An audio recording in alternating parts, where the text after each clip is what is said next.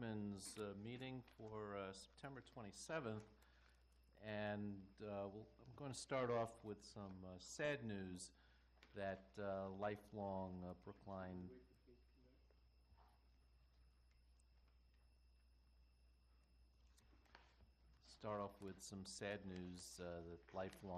Brookline resident Jack Corain passed away over the weekend. He was 88, and he was well known. His family is well known to the town.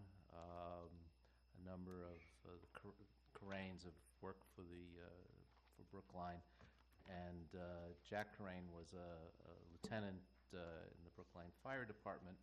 He was also a gold medal winner and member and captain of the first U.S. men's hockey miracle team at the 1960 Winter Olympics in Squaw Valley, California.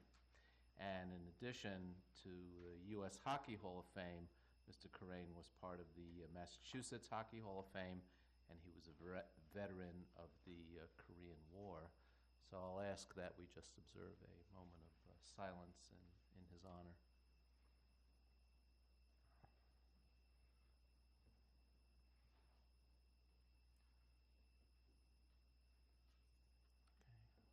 Thank you.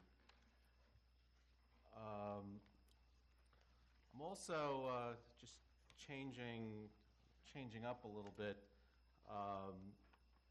Over this weekend, our DPW has been busy changing the parking meters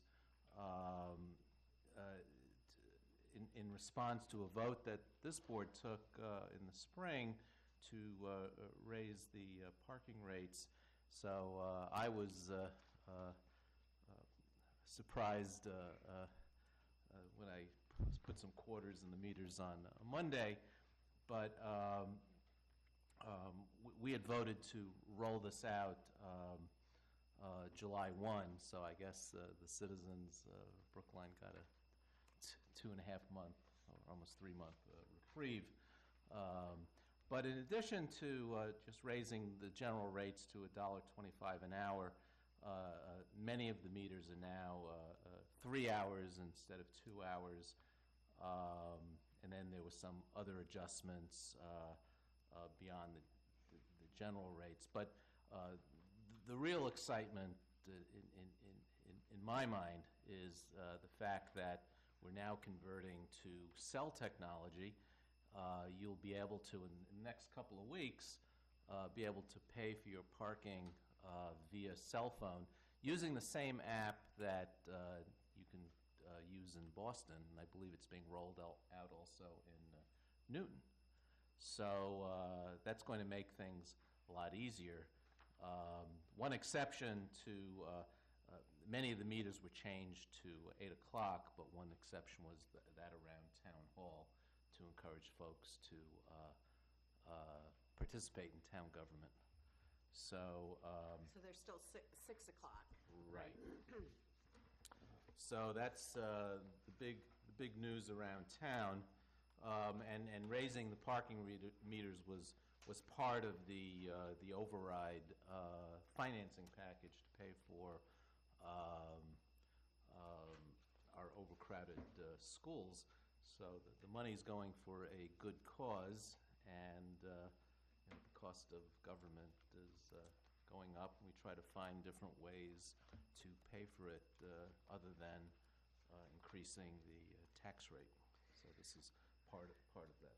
Well, I will note that I had a meeting over in Cambridge with our architects on the Devotion School project last week, and I was sort of surprised to find that the meters are only a quarter for 15 minutes in Cambridge, where parking is pretty difficult. So we're now we're more expensive than Cambridge. But we're about the same as Boston. So moving on. In the minutes for September 20th, I had a couple of adjustments. Any other? I've already given mine. Okay, I'll move acceptance of the minutes of September 20th as amended. All those in favor, please say aye. Selectman Daley. Aye. Selectman Heller. I didn't really get a chance to review them. Okay, why don't we hold them, and we'll vote them next week? Okay. I'll note for the record that Selectman Franco is downstairs at the advisory committee, and I expect he'll be down there much of the evening on the River Road warrant article. Moving on, question of approving a contract amendment number 2 in the amount of $223,681 for work to be performed by Kleinfelder Northeast Inc. in connection with the Carlton Street footbridge. Mr. Ditto. Good evening. With the board's indulgence, I'd like to give a little update as where we stand with the Carlton Street footbridge, and then after that we can jump back into the item at hand. Tonight I have with me the project manager for Kleinfeld, who is our consultant, and also Bill Smith, who is a project manager on the town side. The design for this project started in 2009, so we're going on 7 years.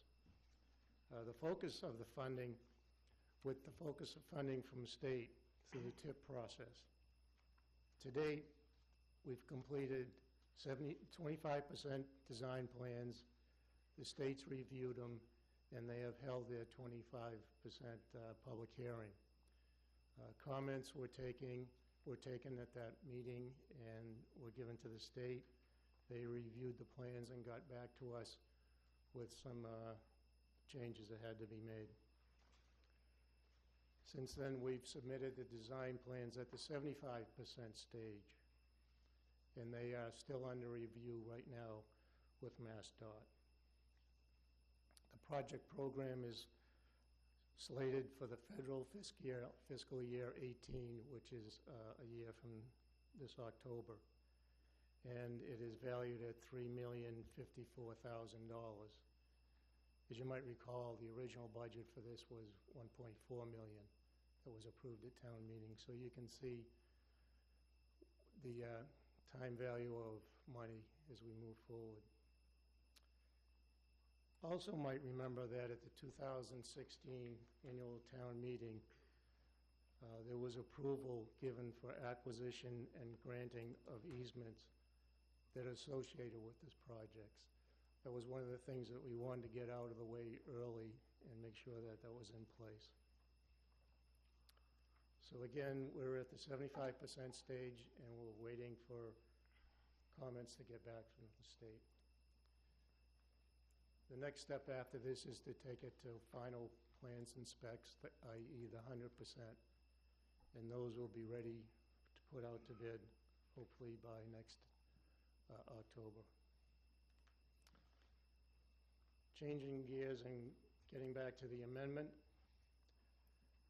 Amendment number 2 with consulting engineer Kleinfelder amends the base 2009 contract, updating both scope of work and the fee structure to align with higher projected construction costs, as well as the increasing complex requirements of the Mass Department of Transportation. Additional fees total $223,681, of which $178,240 are accounted for in significant greater efforts to finalize a 25% and a 75% submissions, and the remaining $45,440 anticipates expanded services to complete the 100% drawings. While Mass DOT is committed to fully funding the constructions for the Carlton Street footbridge rehabilitation, the town of Brookline, as project proponent, is responsible for design fees that total $419,966. This represents approximately 13% of the overall construction budget which in a project like this is not unreasonable. This being said, we would like to open it up to any comments or questions that the board may have, and we'll respond to them. So did I hear correctly that the construction cost is now projected to be a bit over $3 million, which is being fully funded by the state? And then we're on the hook for the design fees, which are roughly $420,000, which includes this $223,000 increase. That's correct. When you say, somebody told me, and this could have been just a rumor, but somebody told me that this current administration is less favorable to this project than the prior administration. So when you say that DOT is on board, are you fairly certain of that? Yes. The fact that they kept it on FFY 18, to me, shows that they still consider this a project. It's in the tip. It's on their website. It's in the list. The reason why it's an important project is because it's embedded in a environmental permit, right? Isn't it part of the certificate from the Secretary of Yes. Environmental Affairs that this bridge needs to be replaced? Just so that we and the members of the public understand, I mean, we've been talking about this thing for an awfully long time. I mean, we began talking about it in town meeting, it's got to be more than 10 years ago. Yeah. And it seems that it's easier to build a school than it is to get a bridge, a small bridge at that. So I'm just wondering, you know, why it's taking, what's the reason it's taking so long? Well, MassDOT is not easy to work with. Okay, that's a good answer. There was some anticipation that the easements from the MBTA were going to cost us. Has that come to fruition? That hasn't been finalized yet, but back at the annual town meeting, I figured that might be a question that was asked, and I estimated at maximum those fees, the easement fees would be about $20,000 to $21,000. And that's funded out of this, or? It would, yes, it would be funded out of the bond, that $1.4 million bond. So, but not all 1.4 million is going to the Carlton Street No. footbridge, right? No. 400.4 is the Carlton Street footbridge piece. As of now, yeah. Okay. Selectman Green? As I recall from that 10 years ago town meeting, one of the issues was handicapped access. I assume that has been addressed. Could you tell us how handicap access is going to be provided? Yeah, if I may, could you?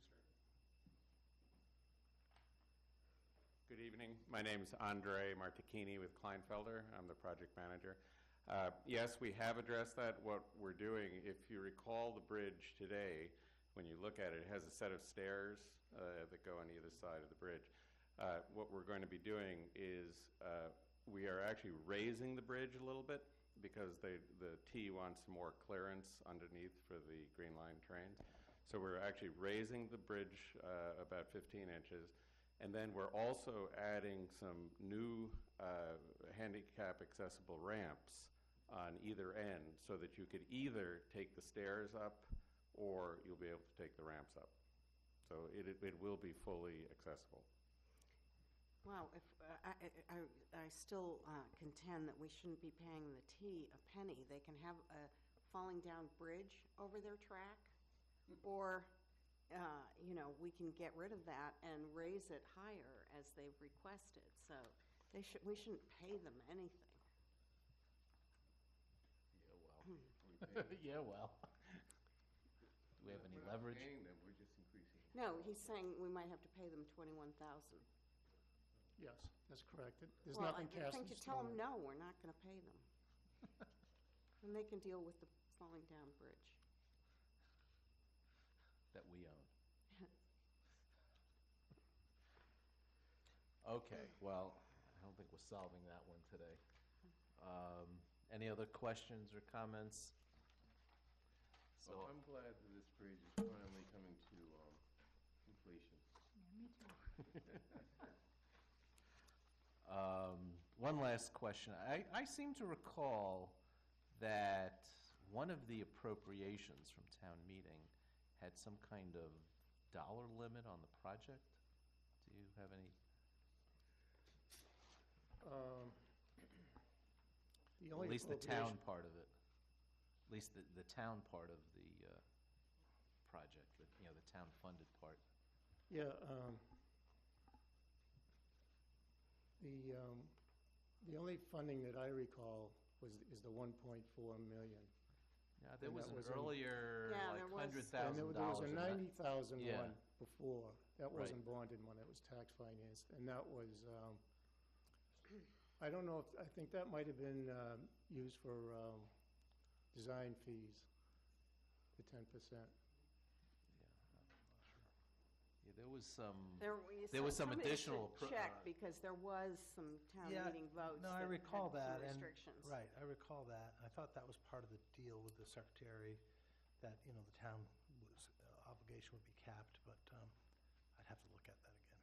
I don't have that with me. Okay. I will move that we approve contract amendment number 2 in the amount of $223,681 for work to be performed by Kleinfelder Northeast, Inc. in connection with the Carlton Street Footbridge Rehabilitation Project. All those in favor, please say aye. Selectman Daley? Aye.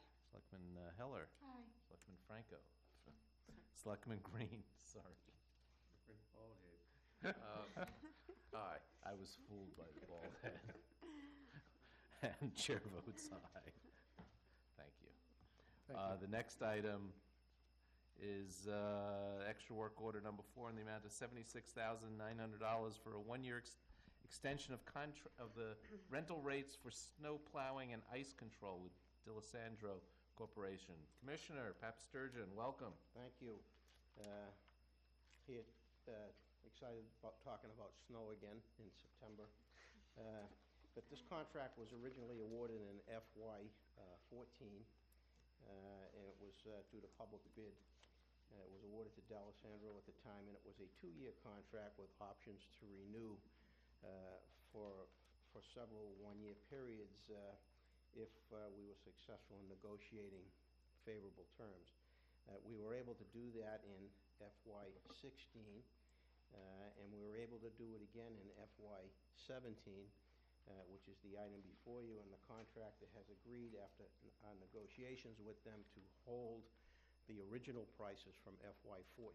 So we think that that's a bargain going forward. So each of the 4 years, this would be the 4th year of this extended contract, we've been able to hold the original prices going forward. As you recall, this contract is based on unit hourly prices for various types of equipment that we rent as needed during the winter snow season. Generally, we do not call the contractors in with their equipment unless we are at least 4 inches of accumulated snow, and it's predicted that we will continue accumulating snow beyond that. So we're asking that you approve this additional 1-year extension at the same contract unit prices. Okay, this very uplifting topic for September when it's still 70 degrees out. Any questions or What comments? does your crystal ball say about the winter? I never forecast snow. It's not my career line. I'm here to fight it. Well, I can tell you after many years on this board that I've discovered that even the years where we hardly get any snowfall, we'll get like some ice storms or something like that. So snow removal is going to cost us No matter a what. lot of money, no matter what. Yes. Yep. Okay, I'll move that we approve the extra work order number 4 in the amount of $76,900 for a 1-year extension of the contract for snow plowing and ice control with D'Alessandro Corporation. All those in favor, please say aye. Selectman Daley? Aye. Selectman Heller? Aye. Selectman Green? Aye. Chair votes aye. Thank you. Thank you. Moving on to our main calendar, Chris Chanuel-Salkett, Assistant Director, the Office of Diversity, Inclusion, Community Relations, will appear to present information on the Asian American Commission's Young Leaders Symposium. Welcome.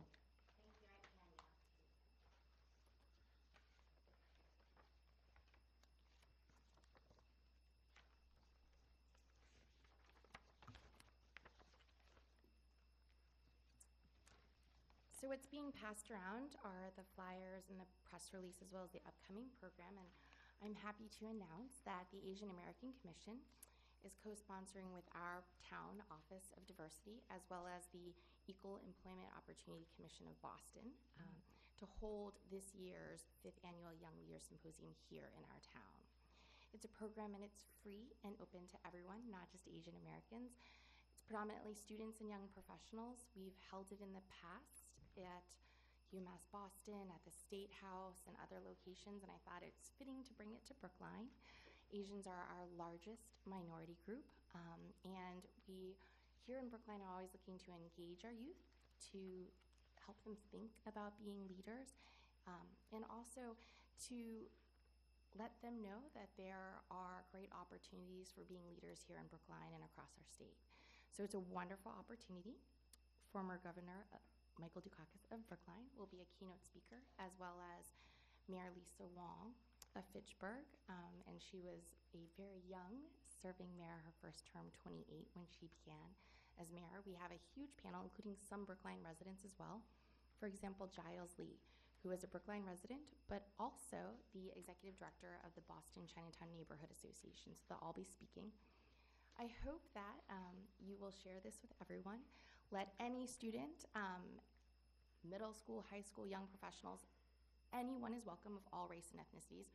We've often even had middle school students who attend, and it's a wonderful opportunity to network, to engage with others, to hear, to be inspired, and then to also dine on delicious free catered food. All of this is free. They can enter into raffles as well, which are also free, including to win an iPad mini too. So who doesn't want one of those? So it's a wonderful, let everyone know if you have a child or have a neighbor. It's been widely publicized all across the state. I have looked at registration, so I really encourage everyone to RSVP soon before we reach capacity. We have people coming from all over, including Amherst, here to visit us in Brookline. I'm happy to answer any questions and thankful that we'll have this here in Brookline finally. Yeah, I've actually heard Mayor Wong speak, and she's a very dynamic speaker. And I'm also glad to see that you're partnering with the EEOC, my former employer.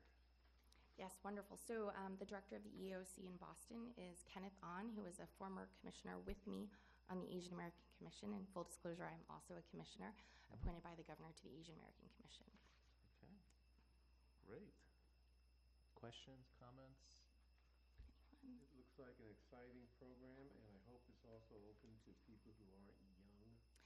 We have never turned anyone away, and we have had people of all ages.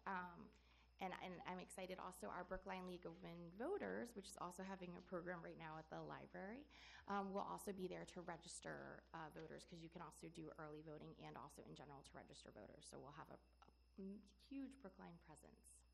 Great. Very good. Okay, thank you. Thank you very much. Sure. Have a good night. Next item up is a question of authorizing the filling of a vacancy in the Planning and Community Development Department. Mr. Viola. Good evening, Joe Viola, Assistant Director for Community Planning, and stepping in for Allison Steinfeld. As her memo to the board notes, we're seeking authorization to hire a housing project planner. It's a position that was held by a long time by Bruce Janess. I'm sure many of you know him. He retired last Friday after 28 years on the job, and with him he took many years of institutional knowledge and know-how, which will not be easy to replace, but we'll do our best. We're looking to fill the position as quickly as possible with a seasoned candidate who can assist Virginia Bullock, our senior housing planner, with the many tasks of the housing division. With your authorization, we hope to fill the position as soon as possible, working with the Human Resources Department. So I don't know if there are any questions. Yeah, Selectman no, I Daley. just want to say, I hadn't realized Bruce was leaving, but Yes. if you get a chance to talk to him, I want to just pass along my appreciation for all his hard work on affordable housing issues over the years. I'm sure we'll see him and we'll let him know. He'll be missed. Like I say, he brings a lot of institutional knowledge and know-how, and that's not ever easy to replace. So, Okay. So I will move that we authorize the filling of a vacancy of the housing project planner in the Planning and Community Development Department. All those in favor, please say aye. Selectman Daley? Aye. Selectman Heller? Aye. Selectman Green? Aye. Chair votes aye. great. Thank you. Next item up is an item I know Town Council Murphy has been working on. The South Brookline roof extension.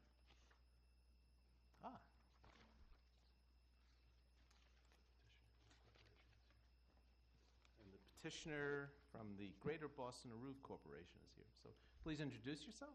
Right, good evening. My name is Dr. Jesse Hefter. I'm a resident of Brookline, Chestnut Hill Avenue, and been a volunteer leader of this organization, Greater Boston Air Corporation, since 1984.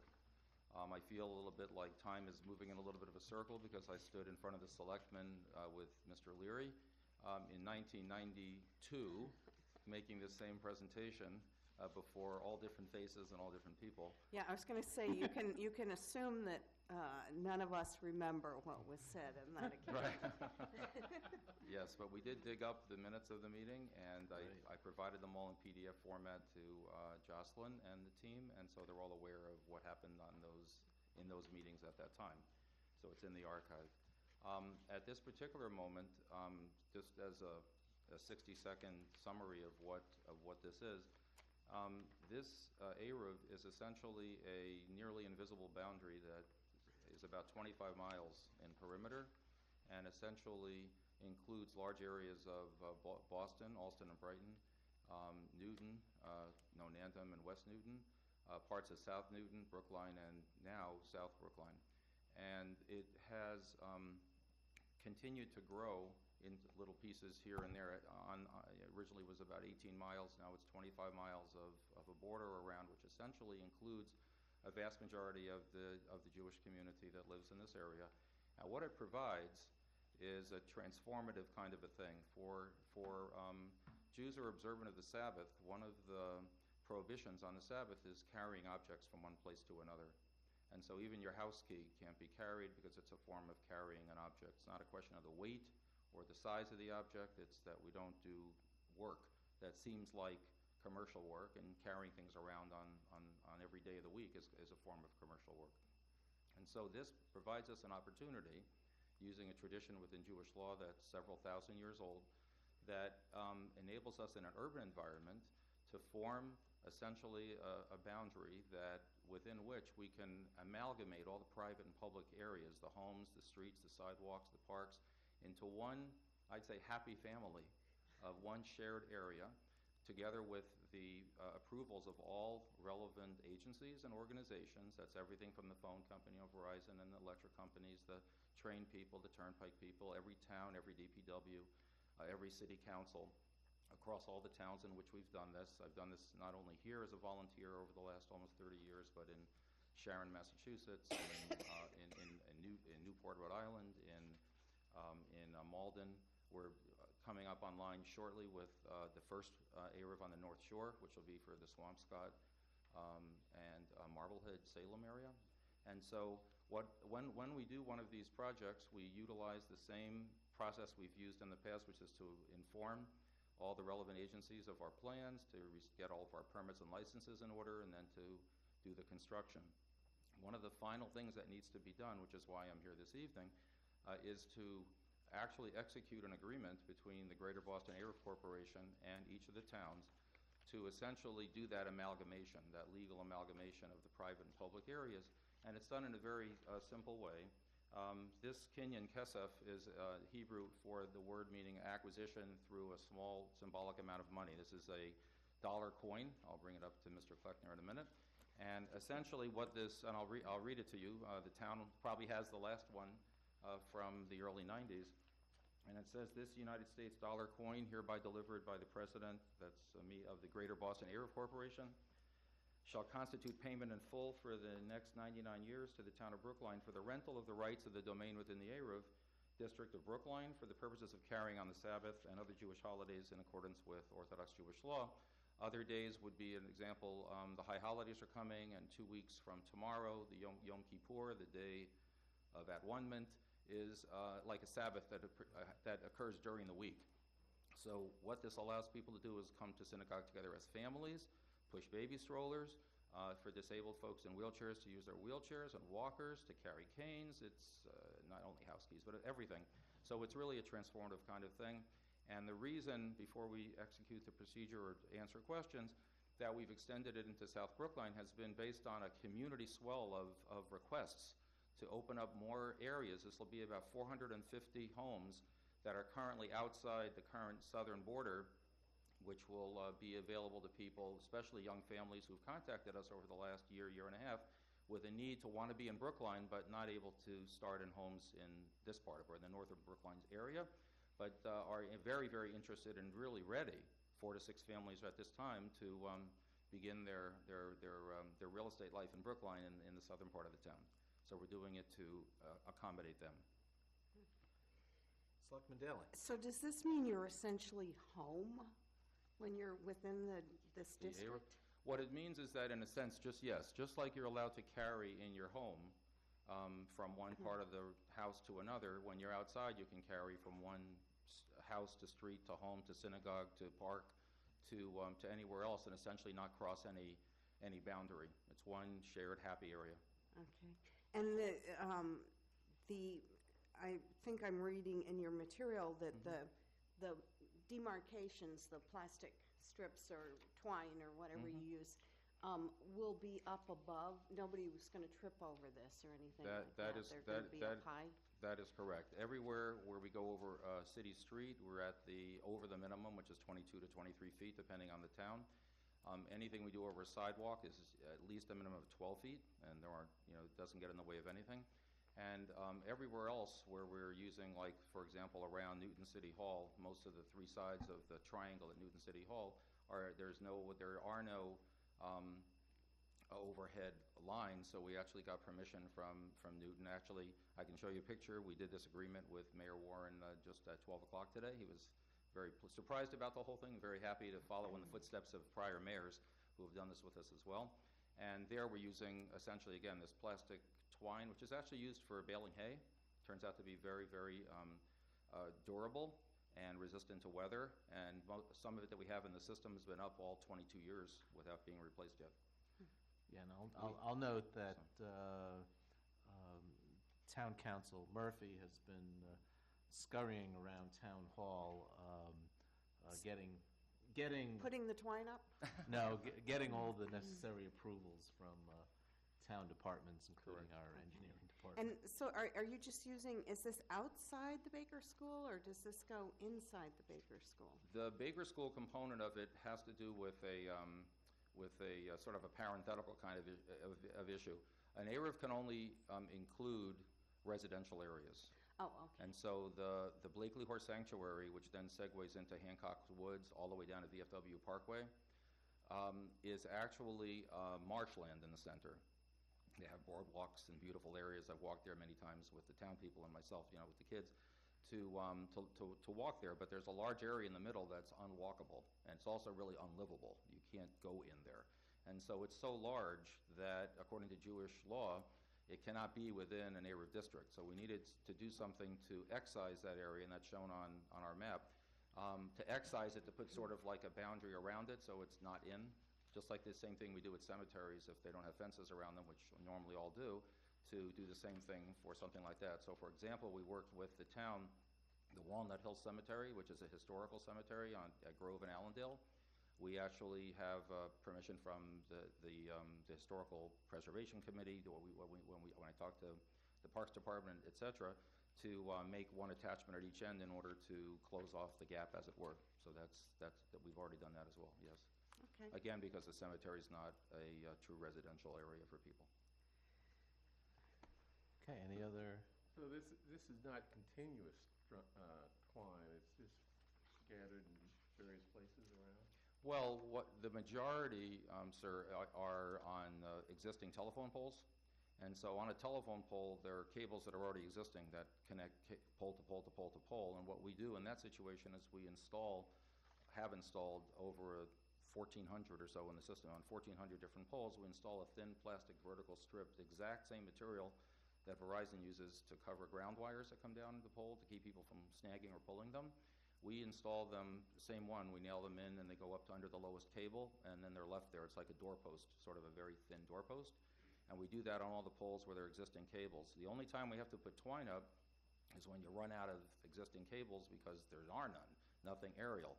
And in those cases, we either utilize existing fences, we find a path to be able to do that, and then we just utilize the fence with no attachments generally, but with permission from whoever's fence it is that we're going to be utilizing as part of the border. And then when we have to go in a place where there are no overhead wires at all, and a perfect example would be the median strip of VFW Parkway. We have now like 24 poles with twine, up through the trees that are sort of going, or down along Hammond Pond Parkway, same thing. We got permission from the Parks Department, Newton, Brookline, in order to attach these as part of the border when there are no overhead cables.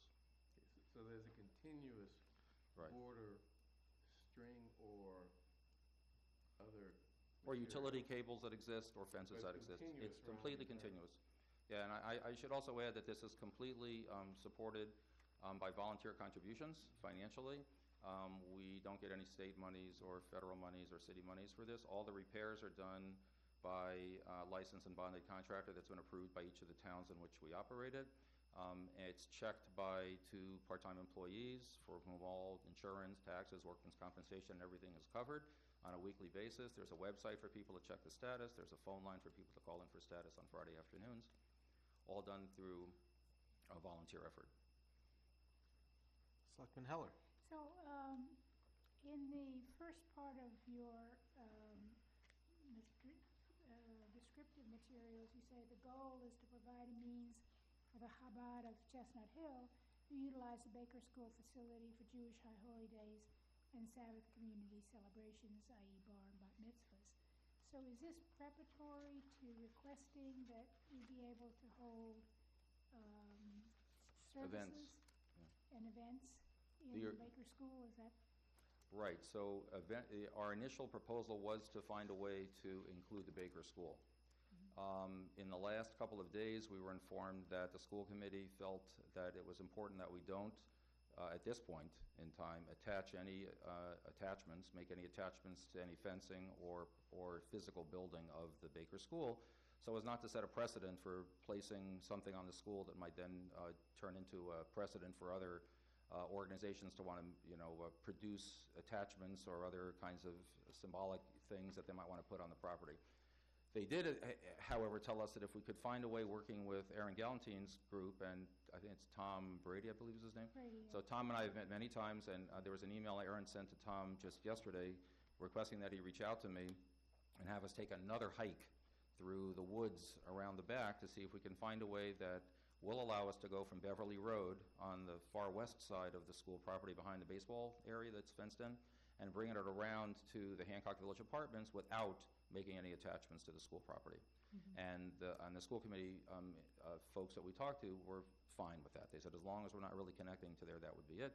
However, in the interest of time to get the project finished in time for the High Holy Days and to provide the ability of the Chabad of Chestnut Hill, which is a synagogue that grew in 13 years from 2 people, a rabbi and his wife, to now 60 to 80 families that are associated that come to services there, plus people that walk in from areas and people that want to move in.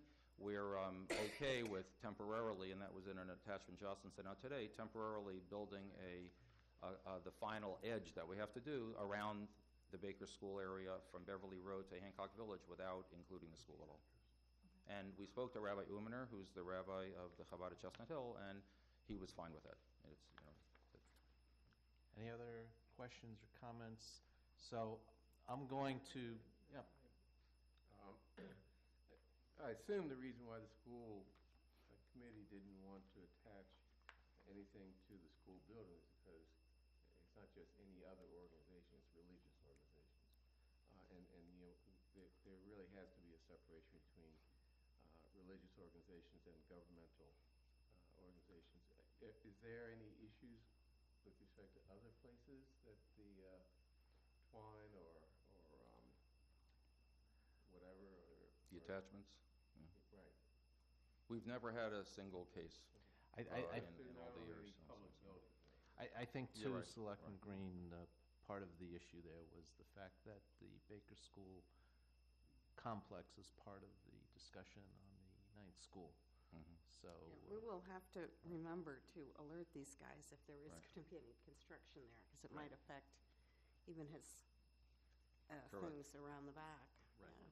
That is correct, and I'll just bring to the Selectmen's group attention that it was no coincidence, because there aren't any, that I was here the evening that the Carlton Street footbridge folks came to talk, because we go along the area right along the Carlton Street footbridge, and we do have an attachment at that footbridge that bridges the MBTA fence there on the Brookline side. So when that, and we know, well, as you said, Selectman Heller, that for years, we've been waiting to find out when it's finally going to get moved away, so that we'd have to do something else. So yeah, we would work with the town. Well, now you know. Yes, I understand, there are no coincidences.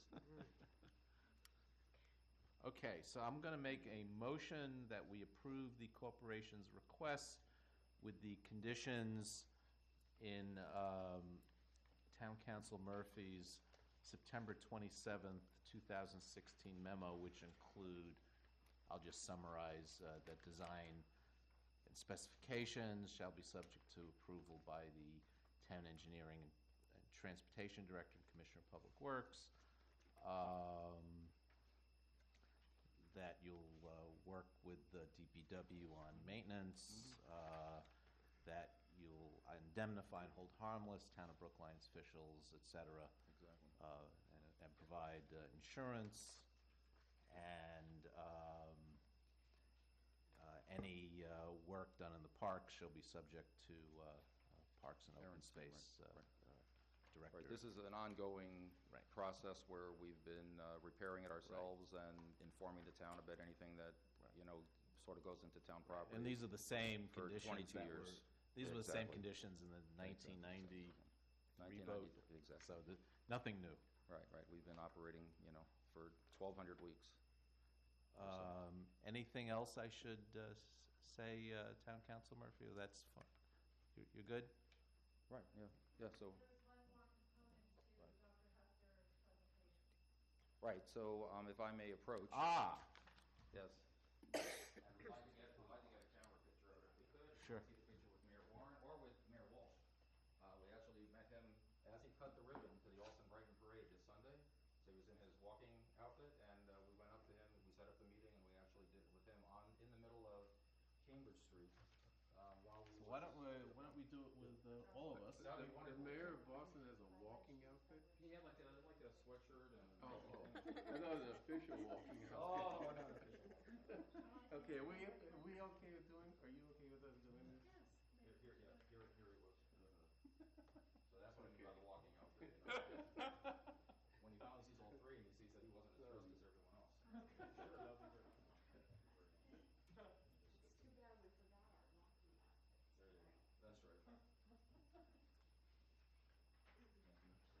thank you. No, first you're gonna, according to Jewish law, one way of acquiring ownership is to actually lift something towards yourself, like you take something. So what we'll do is we'll let her take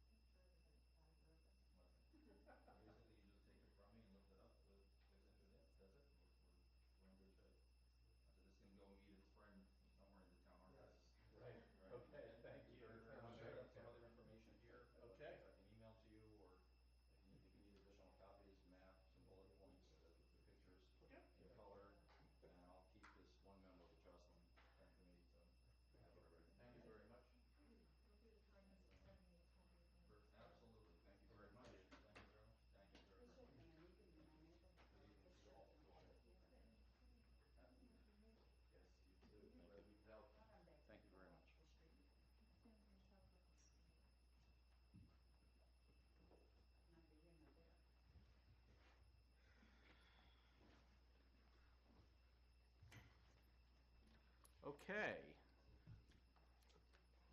Next item up is the housing production plan. Review and vote on the town's housing production plan for submittal to the Massachusetts Department of Housing and Community Development. Well, I've got to say, who wrote this?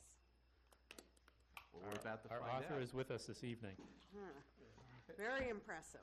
Great. And by the way, I'd like to add that, I mean, it is very impressive, and I was able to get through a lot of it. But to think that we have been able to not just read this, but absorb it in the few days that we've had is just not realistic. And there are a lot of things that, really need thought and discussion. And it's interesting, just a few days ago, the White House came out with something I lost, a housing development toolkit that addresses a lot of the issues in this plan that if we had time to really read, absorb, think about the plan, plus some of the issues that they raise in here, which I think is very relevant to the housing production plan, we would be much better. Well, why don't we let the folks make their Okay, presentation, and then we can talk about it and discuss it. And Well, I mean, my point is that we really can't talk about it as competently as we should be able to, because we didn't have time to read it and absorb it, so. Okay. But be that as it Mr. may. Viola. I apologize for the limited amount of time you've had to read and take it all in. But we are here tonight to ask that the board review and vote on the town's HPP. We'd like to submit it to the Massachusetts Department of Housing and Community Development. Process-wise, DHCD requires that we adopt the plan locally before we can even submit it to them for their consideration. I'll note prior to this evening that the Housing Advisory Board at its September 19th meeting and the Brookline Planning Board at its September 21st meeting both voted to approve the housing production plan as presented and recommended that the board approve and vote to submit the plan to DHCD. So pending your vote this evening, we'll prepare a cover letter from Chairman Wyszynski to DHCD, and we'll submit it to the state. It's been a number of months since you've had an HPP update, even though you've participated at various stages. Again, I'd like to introduce you to Judy Barrett from RKG Associates, the prime consultant and project manager who worked with our town's housing production plan working group on all phases of the plan, and ultimately who's responsible for the product that's delivered tonight for your consideration. You may recall that Judy was here this past March to provide an interim update and to also talk about the community process that was underway at the time. And she talked a little bit about how our extensive community process fed into the creation of the plan. So as we reach the end of the process, Judy's here again with us this evening to give you an overview of the plan and to talk more about the public process that fed into its creation, and hopefully, even though you haven't had a lot of time to review it, with staff, our consultant, and our working group, we can answer whatever questions you might have. But before turning it over to Judy, I would just like to acknowledge Roger Blood, who's standing behind me, and Linda Hamlin, Chair of the Housing Advisory Board and Planning Board, and also served as the co-chairs for our Housing Production Plan Working Group.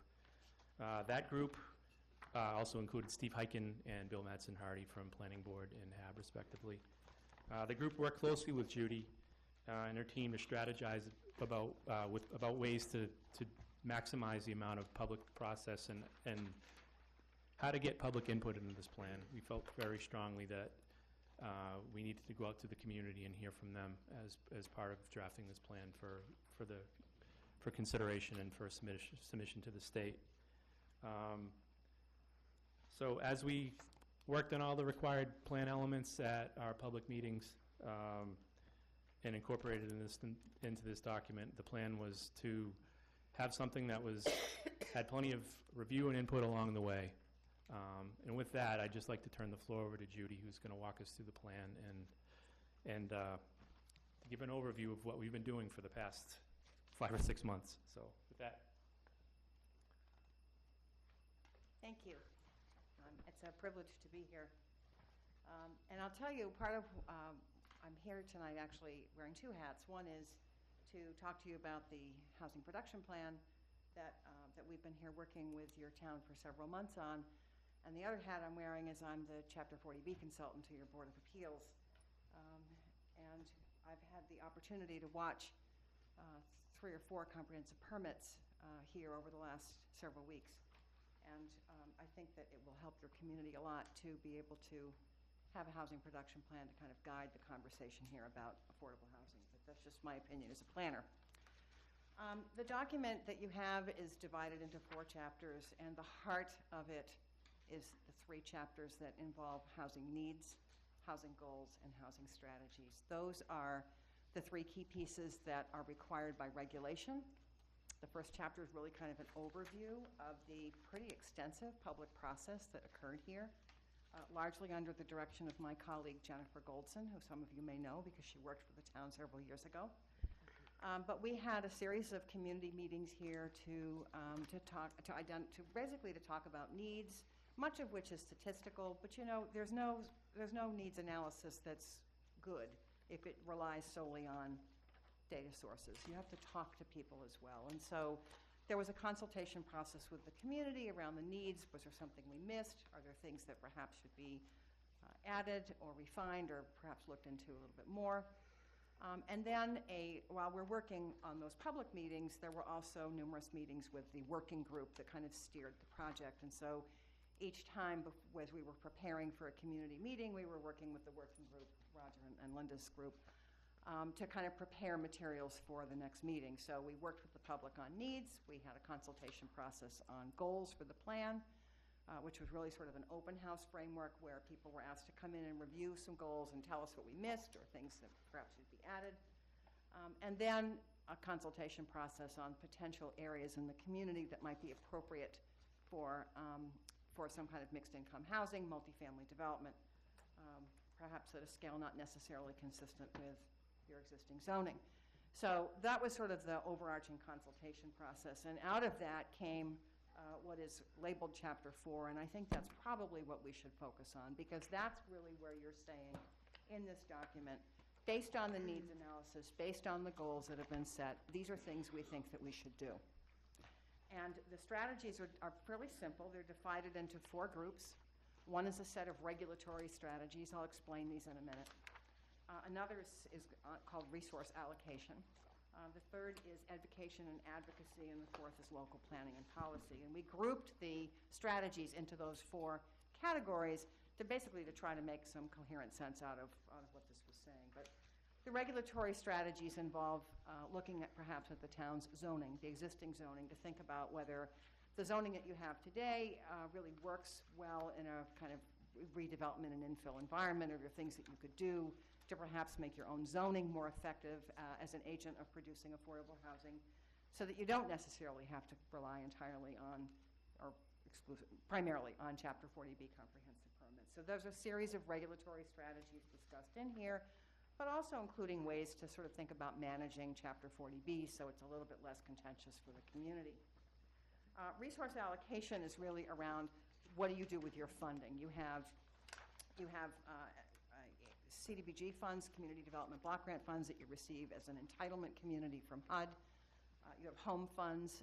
You have fees generated by zoning, and then and then you have partnerships. So resources is really about money and people, and how do you get affordable housing built. So there are some strategies in here just around the use of resources, and that might include things like if you had municipal property that you determined would be appropriate for some kind of affordable housing. A lot of communities have done that kind of project. So we know that there's a strategic asset plan going on here right now. When you finish that process and you've had a chance to kind of look at the properties that you have that may be able to do something with other than their current use, hopefully you'll find some properties that might be appropriate for affordable housing, and that would be an appropriate thing to do. The plan also talks about education and advocacy strategies, sort of, thinking about how do you keep a plan like this alive once it's done, once you've submitted it to the state and said we've approved this plan. I do a lot of work with municipal master plans in Massachusetts, and there's always a conversation that goes on, I think, in any kind of planning effort. how do we make sure this doesn't sit on a shelf? How do we keep this plan alive? So thinking about, you know, the periodic involvement of town meeting members in reviewing and updating and evaluating the plan, having just periodic focus groups to talk about what did we accomplish this year? What were things in the plan that we didn't get to? And perhaps how do we need to tweak the plan? So to your comment about HUD's toolkit, which we've all been waiting for quite some time, you know, there's always an opportunity in any planning process to amend a plan. Don't think that this is sort of a document that you now have and that's it. Planning isn't a frozen process, it evolves. And so you may decide in 6 months or a year that you want to amend your plan, and you can do that, and you can submit amendments to the Department of Housing and Community Development, and they'll consider them. And then there's a sort of local policy and planning strategies, and this talks about the strategic asset management plan that I know is underway, sort of being supportive of efforts by the Housing Authority to continue to create additional affordable units. And then just this concept of nurturing partnerships with other agencies, with nonprofit organizations. I think what we were trying to say here is this really remarkable community has a lot of resources, tools that you can use to create affordable housing for which there's a need. You know, you have a certain gap to 10%, and that's important. And that a housing production plan needs to address. But the actual need in the community is far greater than the 10% statutory minimum, as it is in every town I've ever worked in. So it's not just Brookline. So thinking about how do you address affordability and housing choice as the town continues to evolve, hopefully this plan has provided some ideas that will be helpful to your community over time. I think rather than sort of going on about this at length, it might be a good idea if I just ask you if you have some questions, and I'd be happy to address them. You want to address them? Okay, that's perfectly fine. Then I will step back. Well, probably will, but that's fine. Go ahead. Roger. Thank you, Judy. Yes, I'm Roger Blood, Chair of the Housing Advisory Board and co-chair of the working group that supported the HPP effort. And we want to have as much time as possible for your questions and our discussion of the HPP. So I just would offer a few moments of broader context, past, present, and future, surrounding the HPP, some of which you've heard before, but for folks that are viewing and hearing this presentation for the first time, it might be a bit helpful. This process began in the spring of last year, 2015, with a cooperative effort to put forward a warrant article before the annual town meeting that Selectman Heller worked jointly with us on. And it was initially in response to some unwanted 40B developments in established residential neighborhoods. The article that town meeting took up and passed unanimously was a resolution that the town seek a balanced approach that would at the same time advance the community's goals for affordable housing while doing all that it could to protect inappropriate and unwanted intrusion of oversized or inappropriate development in our residential neighborhoods. A key component of that, or really the key component of that article, was the commissioning of the Housing Production Plan, which is a tool provided by the state under 40B that gives the towns an opportunity to follow a pattern, produce a plan, submit it to the state, and then ideally restore some temporary power to the town, not to have the state overriding our local zoning for unwanted development. So we may yet achieve the restoration of such power back at the town through what's known as a temporary safe harbor. I won't go into the details of that at the moment, but the reality is that since last fall, as the housing production plan was really just getting underway, there's been a rush of 40B applications that are now in the queue and have essentially gotten grandfathered as far as their opportunity for going to the state if they object to the town's standards. That said, the timely submission of this housing production plan to the Commonwealth it should turn around, given the excellence of the product, we think, a quick approval by the state, and then put us in a position where we do have some possibility for restoring our authority to decide which 40Bs can get approved or disapproved.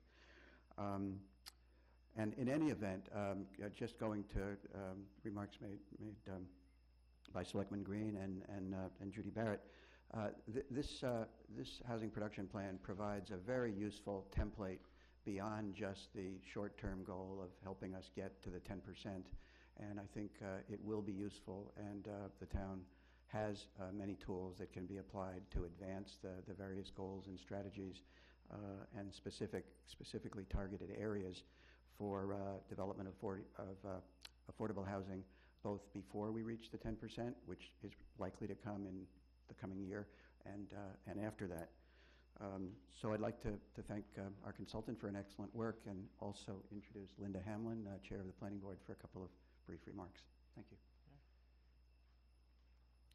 Hello. I just want to take the opportunity to really thank our citizens, because they showed up these workshops, and they're smart, they're involved, they know their neighborhoods, they are for affordable housing. I think that could not be denied in any way. They were enthusiastic about getting more affordable housing in this town and in the future, for the future, and not just because of 40Bs. I think we should build on that when we have our assessments done. We have to look at our zoning bylaws, see if they work, to include more affordable housing. And I want to make sure that the citizens come back, and more of them, because it really is participatory democracy. And it was fun to work with them, it really was. It was heartwarming. So that's enough said, but take your leisure time to read the document, but not too much. So let me just ask a couple of questions. There's a map, the site suitability analysis, Yep. labeled map 1A, which is right after. It's in chapter 1, I think it's at the end, yes. Right. Yes. It's right after page 9. So it provides a number of what's classified as opportunity corridors and opportunity nodes. And one of the very recent 40Bs, probably in my view, the most outrageous of the 40Bs before us, is actually in one of the opportunity corridors. So does this commit us to not objecting to what is really an unsuitable 40B that might appear in one of these corridors or opportunity nodes? You're never obligated to approve a bad project. The fact that an area might be appropriate for multifamily housing at a perhaps even higher density than what you allow doesn't mean that you have to have something that towers over everything in your community. So I would say that the identification of areas suitable is a requirement of the planning process, the state says, but the plan doesn't say, and if a project comes in or proposed development comes in one of these locations, you have to approve it as it is. That's just, no, you don't have to do that.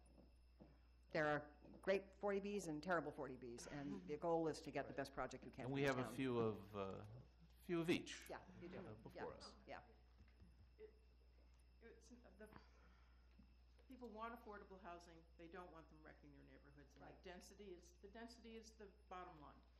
That they're too big, too massive, but the fact that they're affordable is not that's not the critical Right. issue. Selectman Daley. Yeah, I have a number of sort of editorial comments, but I do want to say that I do appreciate, it took me a long time to read through it, so I know it must have taken days and days to write it all, so I appreciate that. Okay, on the last paragraph on page 2, the last of 1.1, I have a little problem with where you say, as a result, because our zoning doesn't give them enough encouragement for housing production, as a result, several developers have pursued 40B comprehensive permits in order to bypass town requirements, take advantage of Brookline's strong housing market, and create enough units to withstand a lengthy appeals process and still have a financeable project. And then you go on to say residents have responded by organizing to further scrutinize and slow these applications. Okay, you're making the developers there sound totally reasonable, just trying to get enough units to finance the project, and the neighbors are being totally objectionable by slowing it down. I think this needs to say that some of the developers are trying to build something grossly exceeding, or greatly perhaps is a little less loaded word to say, but greatly exceeding what would be allowable under our zoning. And, you know, it's... We're out of scale with the neighborhood. Right, and in some cases out of scale with the neighborhood or something. And residents have responded with concerns. I don't think that, you know, casting these 40B developers as totally the good guys here and the neighbors as the bad guys is really appropriate, so. And I would agree with that. You know, it's always like so helpful, right? When you're the one who wrote it, you think, well, that's not what it says. And that's not what it says. But if that's what it says to you, then we need to edit that. I mean, you know, the rub here is that. That was page 2? Yeah, it's page 2 of chapter, I mean, it's chapter 1. Oh, And, yeah. you know, really, I think what I think we were trying to say is you have developers who are taking advantage of the situation here and proposing projects that are big, and so people are opposing those. I would also, I mean, I also would note, just as I read through all of the facts about affordability for even the middle-class crowd, most of the developers who are using the 40B, they're putting in the minimum amount of affordable units, and then they're going with luxury units. That's happening everywhere. That's not just Brookline. They're not providing anything for those middle-income people who... That is everywhere. Yeah. It's a much bigger conversation. I'm not dismissing what you're saying. It's a much bigger conversation beyond Brookline. Yeah, I've found it amusing that the 45 Marion Street property is advertising themselves as this wonderful luxury building. Most of them do. Yeah, it's... I was astonished on page 21 by the statistic that are 54% of our students in school not English speakers? That just sounded really high. Well, not that they're to me. not, it's just that maybe English is not their primary language, their first language. Yeah, but 54%? That was the data that we obtained from. Okay. Yeah. I just wanted to make sure that was right, because it sounded way high to me, given, you know. Well, it's a piece of data for which we had documentation. Is it exaggerated? Okay. I can't say. Yeah. What I tried to do in here was make sure anything we said was documented, and so at least you know where the information came from. Yeah. On page 40, where you're getting into the housing cost burden, and I don't know, I wonder if you can add something in that section. Over, say, the last 10 years, we've had more, in particular, BU students living in Brookline as kind of a dormitory alternative. Yeah. And they, you know, if you look at their income versus what they're paying for their rent, yeah, they would qualify as super poor. But in fact, their parents are probably paying their rent in lieu of paying BU for dormitory space. And so if they're students, they would not be counted as a household. Okay. And let's see. On the charts on page 45, I just thought you might want to sort of What page are you on? I'm sorry. 45. I thought you might want to boldface the submarket 4, 5, and 6. I had trouble actually finding them on the chart, you know, so I think you might want to just boldface those different categories so that they stand out a little bit more, and you realize, okay, there's a top part of the chart. It's a banked table, and a right. bottom part of the chart. Yeah. Apologies. That's Good catch.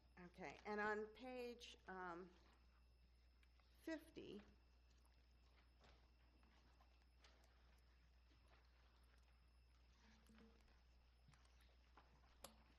I thought, I didn't know whether this was clear from the way this is worded.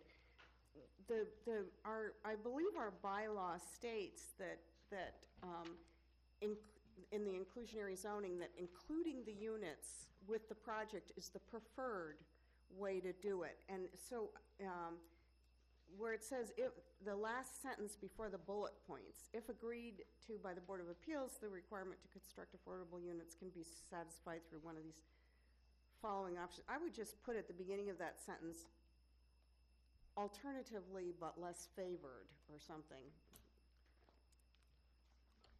So just make it clear we're trying to get them to include those in the projects on site.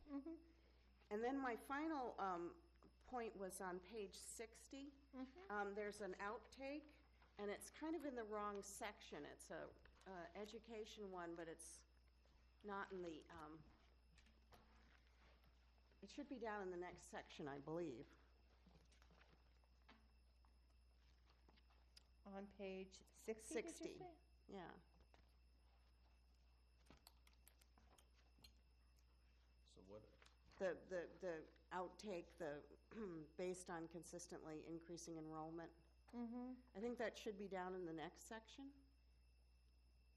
because it's relating to the Oh, education the stuff. sidebar, the sidebar. Yeah. Okay, yes, I'm sorry. I was looking at this thinking, what are you talking about? I get it. Yeah. Yeah, Sorry. sidebar is an Using odd. editorial talk. That's okay. Okay, that was all I had, but what, what does this do for us? The effect of a housing production plan is that if the town reaches a certain numerical goal of housing production in a given year, calendar year, in your case, it's 131 units. Okay, so, If the Board of Appeals issues one or more comprehensive permits in a given calendar year, the collective number of units within which is 131 or more, then if this plan has been approved by DHCD, then your town may request what's called housing plan certification. And okay. certification would give the Board of Appeals the option to either continue granting comprehensive permits or denying them for a year without having the threat of a Housing Appeals Committee overturn. So any units approved after the date that DHCD approves the housing production plan count? So the incentive for us is to get this over to DHCD quickly so that the units that are in the pipeline count. Yes. And we will get the safe harbor for 1 year that much earlier. So there. That is the whole point. Right. Yeah. So what I'm going to suggest, if there are no other changes, Well, okay, I'd like to please. make Okay. some comments. Unfortunately, because I was in California for the past 2 weeks and just returned yesterday, got this late last night, so I just had this afternoon to really, it's a very good piece of work. Thank I you. commend you, and I commend Roger and the Housing Advisory Board for stepping up to the plate and funding this thing, because I think it's really a very, very good outline of what, where we need, of the situation and where we need to go. I never dreamed that when John Sherman and I did our Warren article in the spring of 2015 that we would end up with such a high-quality piece of work. Thank you. Thank you. I do want to comment, and I don't have the kind of detail that Nancy Daly has put into it just because I haven't had the time to go through it. Sure. But I wanted to comment about some of the conclusions in Chapter 4, in essence, which talk about the barriers to building housing in Brookline, such as the parking requirements, FAR, et cetera. And my fear in terms of our relaxing some of these standards is that we will not only relax them for affordable housing, which I support, but we will relax them for all kinds of housing. And we will have a boon in this town, ending up with a lot more non-affordable housing, luxury housing, if you will, and increasing our housing stock beyond which, as you say, our residents don't want that. They don't want to have a boon in density. Mhm. And that will also in turn trigger our need to not just have 139, I know, but yeah, it might, yeah. we might end up having to have, have many, many more.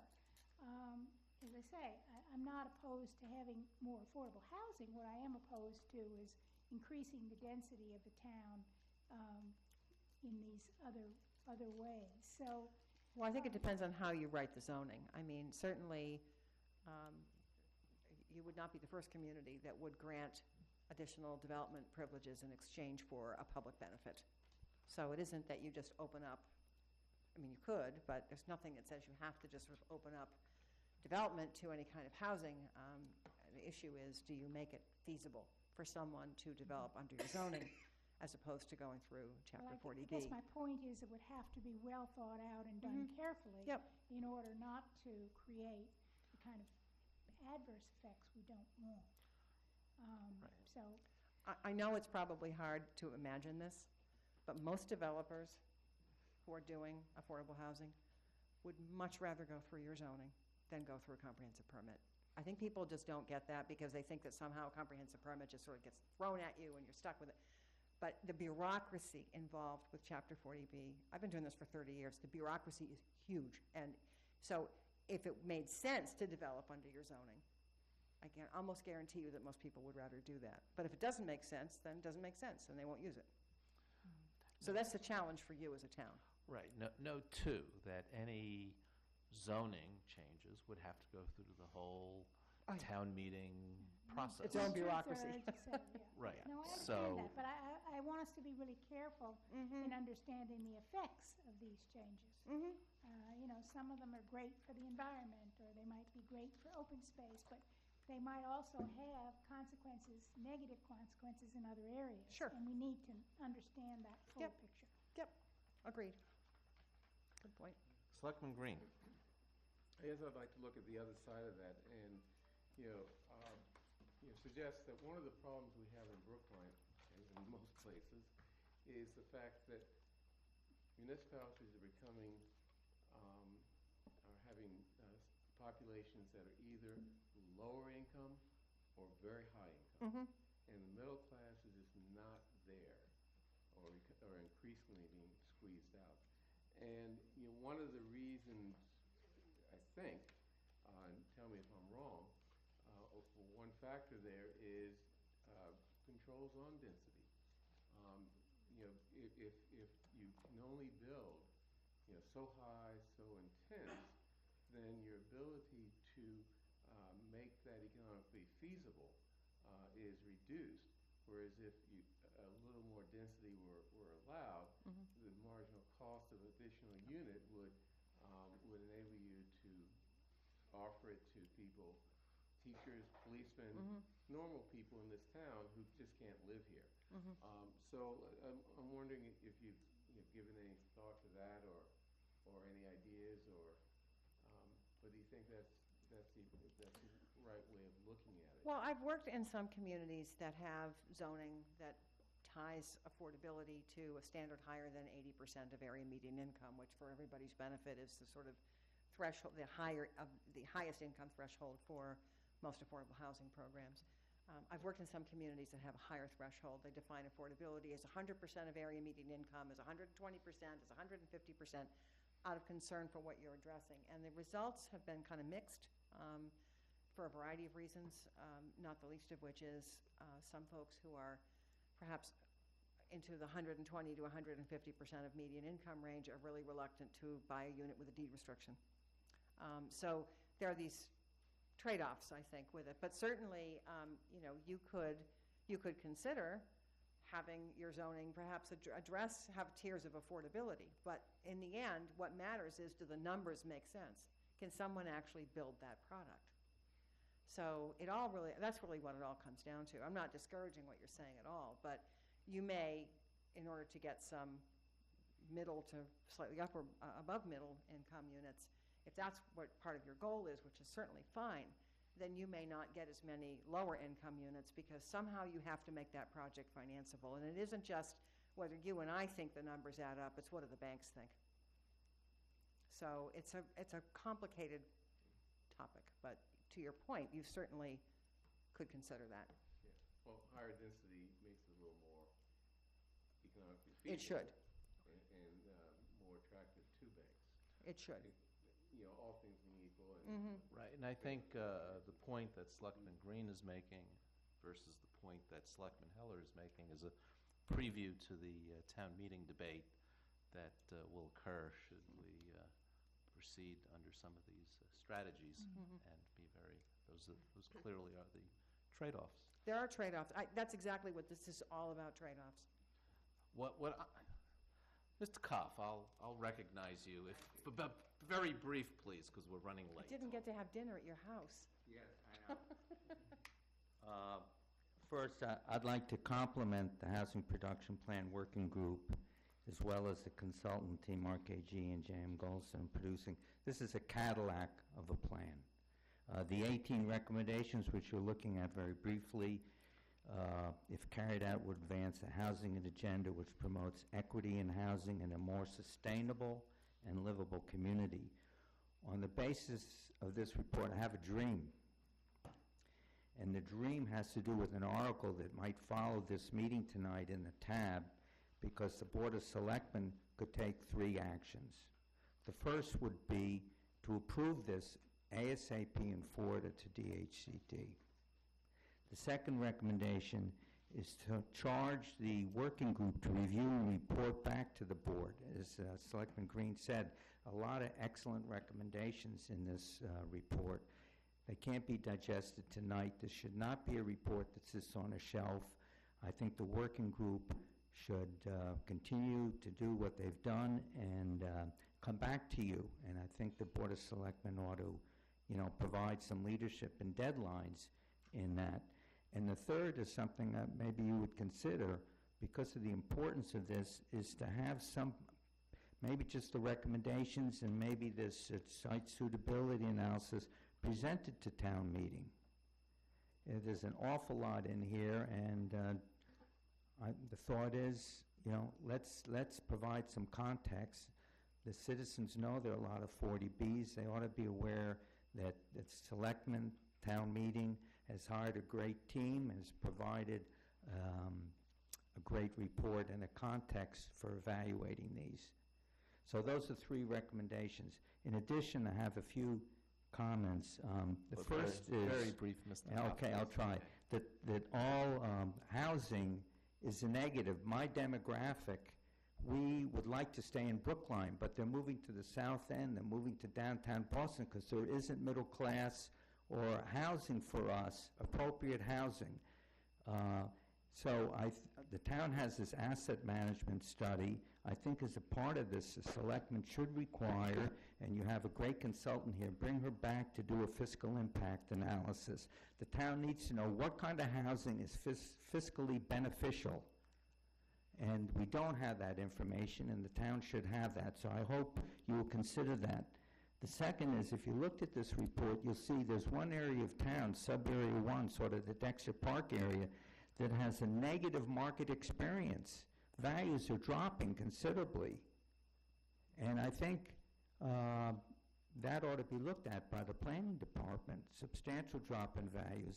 It might require some kind of more intensive code enforcement program. What the report suggested was too many students. I don't know what the issue is, but it ought to be looked at. That's sub-area 1.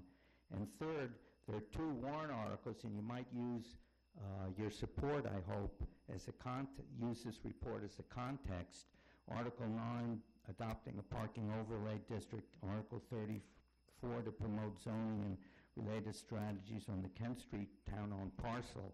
The first recommendation of this report, recommendation was to address zoning, and these two articles, 19 and 34, address those articles.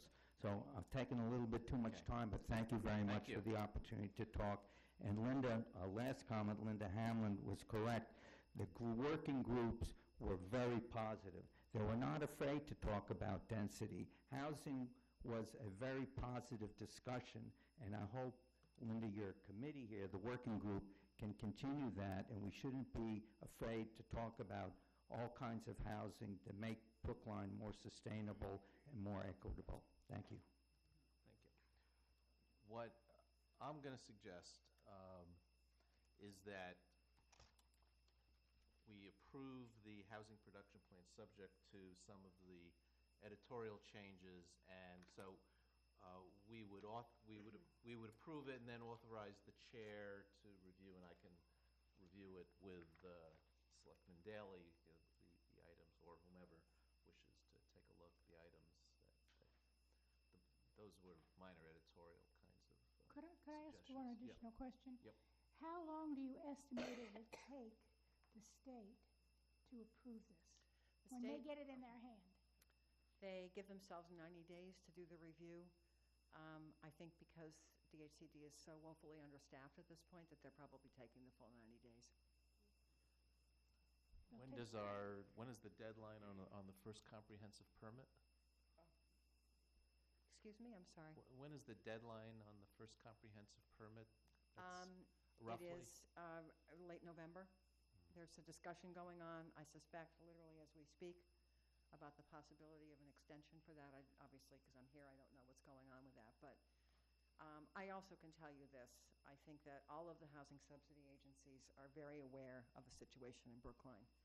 And I think that if they can expedite the review, I'm sure they will.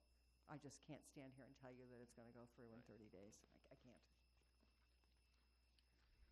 Sure. We do know when we selected this particular consultant and looking at their track record and experience, and you've seen the quality of their work, and they're very well known by DHCD, so the name shouldn't hurt a bit if there is an expedited review. Right. Selectman Green. You know, I'm willing to vote on the report tonight, contingent on us actually having a conversation going forward. I know we've been talking about this for a long time, but we have this huge report that really takes more than just reading it. It takes digesting it and sort of coming up with ideas. So I'm perfectly willing to vote on this with that caveat. Well, Mr. Koff actually had an interesting suggestion that if the working group is willing to continue, can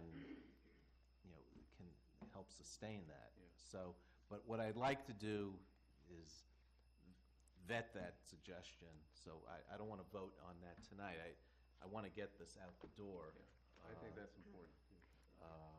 As quick as we can. Yep. So my motion is to accept the housing production plan with the amendments suggested by Selectman Daley. And will you need a motion to authorize me to sign something? We'll need to include a cover letter to DHCD when the plan goes in, just indicating that the board had approved the plan on such and such a date. You can approve it, or frankly, the town manager can sign it. That's up to you guys. I don't. So the motion will also include authorization for the chair to sign the cover letter. All those in favor, please say aye. Selectman Daley? Aye. Selectman Heller? Aye. Selectman Green? Aye. And chair votes aye. Thank you so Thank much. you. Thank you. Thank you. Thank you. Thank you.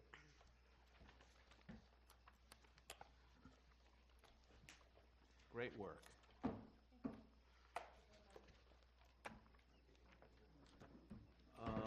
Next item is warrant article reviews. We're running about 35 minutes late, and I see Mr. Doggett coming in the door to talk about our favorite topic, which is leaf blowers.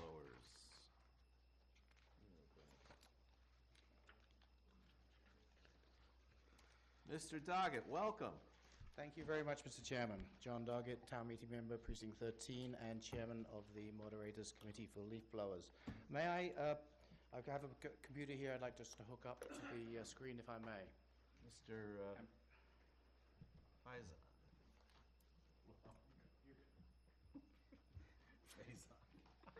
So terrible. I'm sorry. Hopefully this works.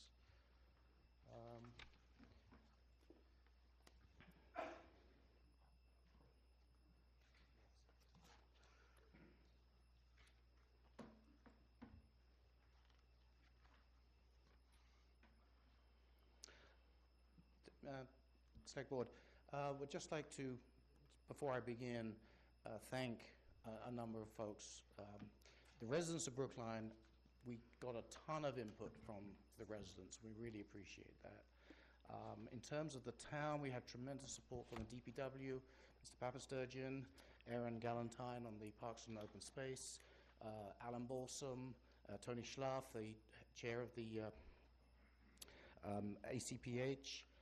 The IT department was a tremendous assistance to us.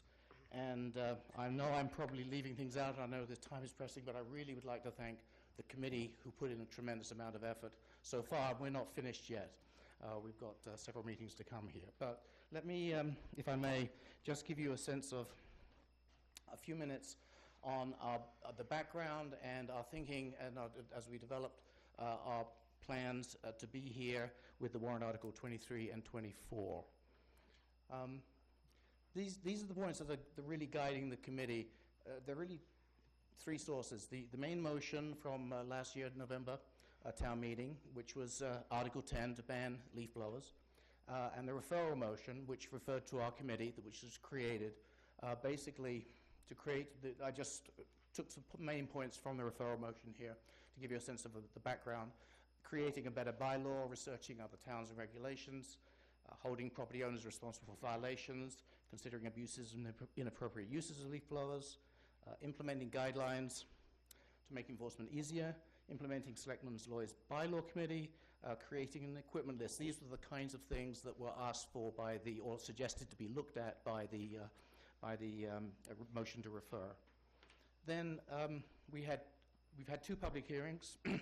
The first one at the beginning of the year was to basically elicit the interest and the challenges, the problems, the concerns about leaf blowers. And this is kind of what we heard. Reducing noise is a big priority. Clearing large volumes of leaves and debris is a big challenge we have in the town and in the fall, this time of year. Healthy environment and air quality were concerns. Further regulation. Exemptions, town is exempt from leaf blower bylaw, for example. Involving the police and battery pad equipment. These were kind of some of the main highlights of the input that we received. Now, as I said, we held a public hearing at the beginning of the process in January. We've had about 16 meetings. And we also did an online survey. And I'd just like to give you a sense of a little bit of what that survey is about. We saw the survey as an augmentation, addition, if you will, of the public hearing process, extending the process online, again, with the help of our IT department. We ran it off the town website. We had 1,312 responses and 3,600 comments. As you see, that's a lot of input. The IT department checked the responses for sort of accuracy of IP addresses, make sure there weren't duplicates and that sort of thing.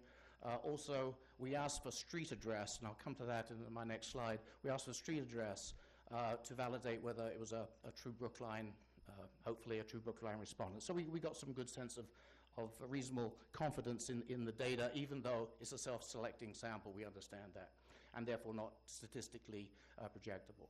I just ticked 3 questions that you might be interested in. We were asked about the ban. We asked about the ban, 50%, 57% were not in favor of a ban, 28% were in favor, and 14% were not sure. Additional restrictions, that was a big question, number 11. 61% were not in favor of additional restrictions, and 39% were in favor. Exemptions, it's quite an interesting topic. We'll cover it a little later on when we talk about the town's involvement. and exemptions, which is primarily the town, but also large areas of land, for example, in the current law. 41% of respondents did not want any exemptions at all. 35% wanted a town exemption, 31% wanted large areas, land exempted, and 25% wanted institutions such as schools and other institutions exempt. So that gives you a sense of the response that we had from the survey. There's many more questions. All of our detail will be in our report that we'll be publishing to town meeting, hopefully very shortly. We've got more work to do. I put this example up. This is an analysis we did. Sorry, it's a little hard to read probably. Let me take you through just from left to right. There's a precinct number on the left-hand column. That's the number of registered voters in that precinct in 2016.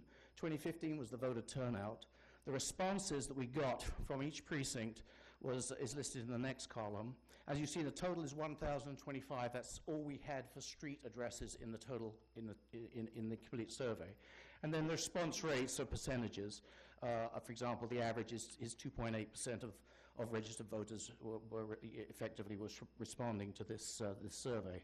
And there on the right, you can see the yes, no, and the percentages of the yes, no. And I think perhaps the last column, which is the NM, no more, and more is the M, is really, you can see that 12 precincts wanted no more regulation, 3 precincts wanted more regulation, and 1 precinct was completely evenly split. So that was just a sense of the input that we did, and that was partly to validate that this input wasn't sort of ballot stuffing, or there was a lot of extraneous, perhaps input from Eastern Europe or something of that kind. I mean, that's that was really the purpose of this, but it also provides some insight and validates the data. And you can do, if you're interested, when you get the report, you can look at your precinct and see what your fellow residents thought of the leaf blower process. Moving on, we had a committee meeting in the park. Relatively unusual, perhaps, but this is, again, the DPW here, Aaron Galantine did a fantastic job of helping us here. And what we were trying to do is we took 7 leaf blowers. You can see pictures of them on the left-hand side. 2 electric, 1 battery-powered, which is the one on the extreme right, and the rest were gas-powered machines, which are typically what is used. And the leaves you can see on the right were put down there, and the idea there was to do various tests and measure the sound and measure the amount of material moved to see what efficiencies we were getting and for the different blowers. And we had blowers that were more than the current limit is 67 dB, which is, but we have blowers there, the so-called infamous Red Max you may have heard about, which is a very noisy machine at 77. The town, by the way, supplied that machine to us. Aaron tells me they've since bought machines just recently, I think 18 machines they bought, which are the no-noise variety, which I'm glad to see that she really took heart to what we found during that process. I won't go, excuse me. You mean low noise, not no noise? Correct, I apologize. Okay. Low noise. No noise, they're working on that. Right. So we cleared leaves in the open, as you can see in those 2 squares, and we measured them, and we also did it in a hedgerow, kind of simulate conditions to see what was there. We also, some input that we got from the public was mulching was something that they wanted to replace leaf blowing, so we actually had a mulching mower demonstrated. I won't go into all the details of the testing that was done, but suffice it to say that was a significant input into the committee's work. Health concerns and emissions. These are very important to many people, and the concern is that these machines not only are noisy, but they also, the gas ones, have emissions, and they have emissions which is typical of any gas engine, and arguably with the 2-stroke engines that they have more emissions than, and different type of emissions than, say, a car which has a catalytic converter on it. We met with, as I say, Dr. Balsam and Dr. Schlaff on this. They had previously had a meeting last year on this subject when the Article 10 was done. And basically, to cut a long story short, the Health Department and the Advisory Committee on Public Health concluded that although they are noisy and they do kick up dust plumes, there is no compelling threat to their use. On the dust plume front, we did a little bit of research. There's one paper out there. There's not much written on this subject, but there's one paper that basically shows that dust plumes are typically temporary in nature and dissipate in 5 to 10 minutes, and we have a reference, and University of California did that study. And again, that will be in our report. The data about emissions shows that the emissions, yes, they certainly do obviously emit carbon dioxide, which is the greenhouse gas concern.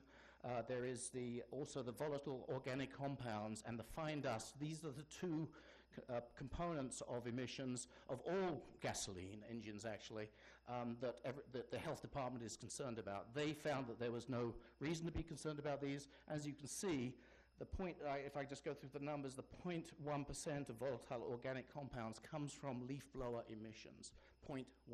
In Massachusetts, this is a Massachusetts number, 0.09% of fine dust particulate matter. Again, a very low number in terms of Massachusetts. Just as a way of contrast, wood-burning stoves, for example, produce something like, my memory serves me right, something like 15% of emissions of volatile compounds and fine dust. I mean, it's something that one didn't, is surprising to me anyway, when I found that. But basically, that's a concern. So I won't spend much time. One more point on dust plumes versus fine dust. The dust that you see on a leaf blower when it's doing its work, when an operator is doing its work, when you can see dust, it's typically larger than 10 microns. So it's quite big, and it falls, so that it's quite heavy in a sense, and falls to the ground. The particulate matter is much greater concern because it stays in the atmosphere longer, and that's why the EPA measure it, and that's why that information is available. And also, that's why the Advisory Committee on Health and the Health Department found that there was no concern from leaf blowers on that account, because it is such a low quantity compared with, for example, just transportation. Cars are a large source of fine dust particulate matter, for example, and that's really the contributor to our to the major contributor, not leaf blowers. So the leaf blower emissions are very, very low, I think, and the committee thought. Let's turn to enforcement. Currently, we enforce the law with the police department, and the calls are put onto a priority 1 level footing. The main source of the calls are the public, although the police do initiate calls themselves. They do as they would in other situations. Roughly, as you see, the total number of calls there for each year is roughly 120. 16 citations in the previous year, 8 citations in the prior year, this current year, and warnings 515. You can see it's probably 20%, a little less than 20% of the total. So what happens, what's gone on to the rest? The VISE complaint is a number which the police officer has talked to maybe a contractor or maybe a resident and informed them, discussed there's been a complaint, but there's no evidence of a violation. And so it's really, that's how they mark it. Quite a large percentage, certainly in the prior year of 2015, of not related or okay. What that means is it was a chainsaw, or it was something else motorized that was causing the problem, or it was a leaf blower, but it checked out. It was within the spec that the town has specified. Nothing showing means that when they turned up, there was nothing there. And so you can see the kind of core distribution of the enforcement. I think what that tells us is the leaf blower law is being enforced quite actively. Some would say not enough, but on the other hand, it's a fairly consistent amount, and there's a good level of effort going into it. That's in terms of the town operations, this is important because the town is, as I said before, is exempt from the leaf blower bylaws, which means both noise and time of operation. Now, the good news to report is the DPW is going down the low noise route, which is very, very heartening.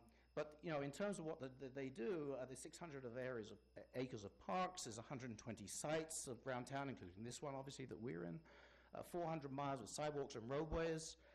61,500 trees estimated, which is a lot of leaves, and 3,000 storm drains. This is their sort of sphere of responsibility to clean and maintain the town in a clean and safe manner.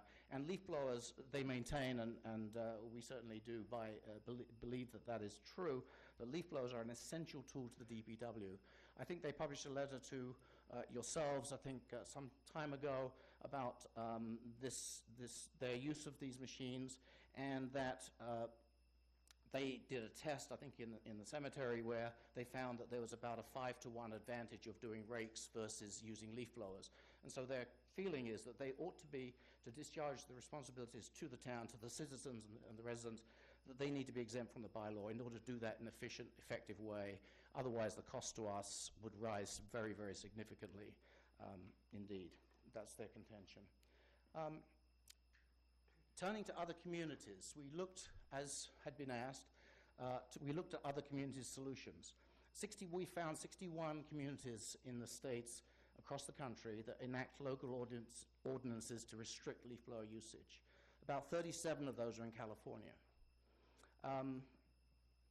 We felt that California has a unique climate, which we're probably sometimes of the year jealous of, other times not so much, but they clearly do not have the volume of leaf drop that we experience at this time of year, or just about to experience. So we focused our attention to 16 East Coast communities. There are a couple in Illinois, but really New York, Massachusetts, and Connecticut are really where these communities are. And essentially, again, we looked at restrictions of simultaneous leaf blower per lot and square footage, which is a request that the motion had, and 4 communities have those restrictions. So there's a little bit of experience in that. But as I say, that's quite a low number when you look at the total number of communities that have those kinds of restrictions. 3 communities register landscape service companies. I'm going to come on to that in a little bit more detail in a minute, because that's something which the Selectmen's Noise Committee on Noise Bylaw Committee focused on. So we'll come to that in a second. And 6 municipalities are using code enforcement officers, not police, to do their leaf blower ordinances, the enforcement of those ordinances. And that, just as an observation on noise limits, it varies between 65 and 80 dB. We're at 67. We're very concerned. 70 is, in fact, the most common. And 67, I just put a note in there. There are no machines that we found that run at 67. They run at 65. So somebody asked us a question, why don't we change it to 65? We felt that we didn't want to change the law if we didn't have to, and it's really academic. Because the machines that Erin has just bought for the department are 65 dB machines, which is really the standard machine. So we thought I can answer that, though, because I was on the original committee that wrote that. And at the time, we were told that there were some machines at that level, but that's probably way out of date now, because it was about 10 years ago. That's very interesting, Nancy. That's very interesting, because I wonder where it came from, because we looked out there and we couldn't find a machine that had that specification. So everybody has 65. So I think the manufacturers are built to 65, and obviously everyone wants lower. So the 65 wins. So it's a fine number. We felt that the 67 didn't need any attention because of that situation. If we can get it lower, that would be great. But in practical terms, again, from what we discovered at Lars Anderson, those 65 level machines are less powerful than the Red Maxes, but when they're working together, they do virtually the same job as the 2 powerful machines, is what we found. So again, this will feed into our recommendations for you. This is what we considered and rejected. The leaf blower ban. I think that's pretty obvious. We felt there was no public support, and there are problems with enforcement on leaf blower bans. I have to go to California for that, just to give you an example. Both Santa Monica and Palo Alto are same size as we are, 60,000+ people. Santa Monica has 1,200 violations yearly with a leaf blower ban, okay? And Palo Alto gave up enforcing their leaf blower ban. This is a complete ban, by the way, both cities. Gave up in 2012, gave up enforcement of that, and with the police, for various reasons, budgetary. I think that there's an issue with calling the police with the residents there, and we'll talk about that here too. And also, they've just switched to a code enforcement officer. They just hired a code enforcement officer to go down that road. Again, I haven't been in contact with them to find out how they're progressing on that front, but that's something that we can do at a later stage when they got a track record there. But they've basically not been enforcing their law because it's been too difficult. One permitted day a week operation. We got quite a number of recommendations from our public input to look at that, and I think the typical thing is let's do it on trash day. Okay, that was a good example. The committee, the DPW, and the police department all felt this was not a good idea for various reasons. The committee is hard to administer and enforce. The police department thought that congestion would be a problem with all these trucks turning up with all this equipment on it, that they would be in certain parts of town, this would be a traffic hazard problem if they compelled to have it all on one day, was the observation. And the DPW said, we want to be as close to the bylaw as possible, adhere to it as much as we possibly can, hence they're buying the low-powered machines, and this is great, but we could not possibly run the town on that basis. And so we felt, for various reasons, one more thing, only Burlingame, California, in the entire country does this. I think that it may well work in an environment where there aren't a lot of leaves coming down at once. In our situation, we all felt that it wouldn't be a workable solution. Registration of landscape service providers. We've spent quite a few sessions on this, on and off. We certainly started off with it, and we followed it up in several other meetings. Because this is one of the recommendations from the previous committee.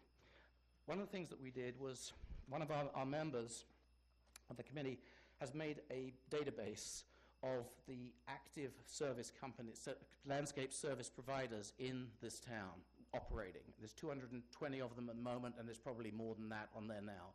And that member's been working with the police department so that their letters and their information, their informants can go out to those to target the communications of the current law and a request. I think a letter has just gone out or just going out, which is now going to the right people, which is a great step forward, we think. So to some extent, we have a list of registered companies, arguably not registered. We felt that registration would only really work if it had teeth, and teeth looks like a license. And I know that this board is the sole, has the sole responsibility for licenses, and one of the concerns is this is a complication which, a worst case scenario, would have 220 applications for leaf blower licenses every year, plus appeals. So we felt that was not going to be probably too workable. Also, Cambridge... I certainly don't like the sound. We have trouble enough keeping up with our restaurant and liquor license load. Just a note that Cambridge, across the river, they do run a registration system. They have, for some reason, they have 50, and we talked with them about their experience. It wasn't encouraging, basically, in what we found there, and it was clear that it really was having very little effect on noise in the town.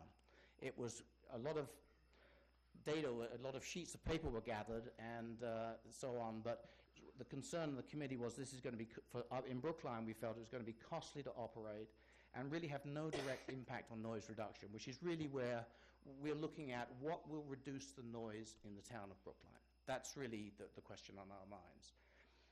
Lastly, and again, as mentioned in the motion to refer, was the approved equipment list. This, we felt, was difficult to maintain. Arguments about what machine should be put on, what machine or machines should be put on this list, excuse me,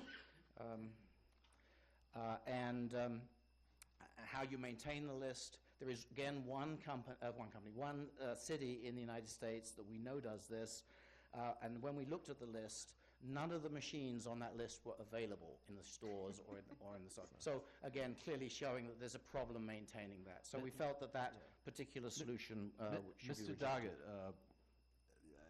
I appreciate all the detail, but we're kind of running into a time issue. We have 5 more warrant articles. Let me skip ahead.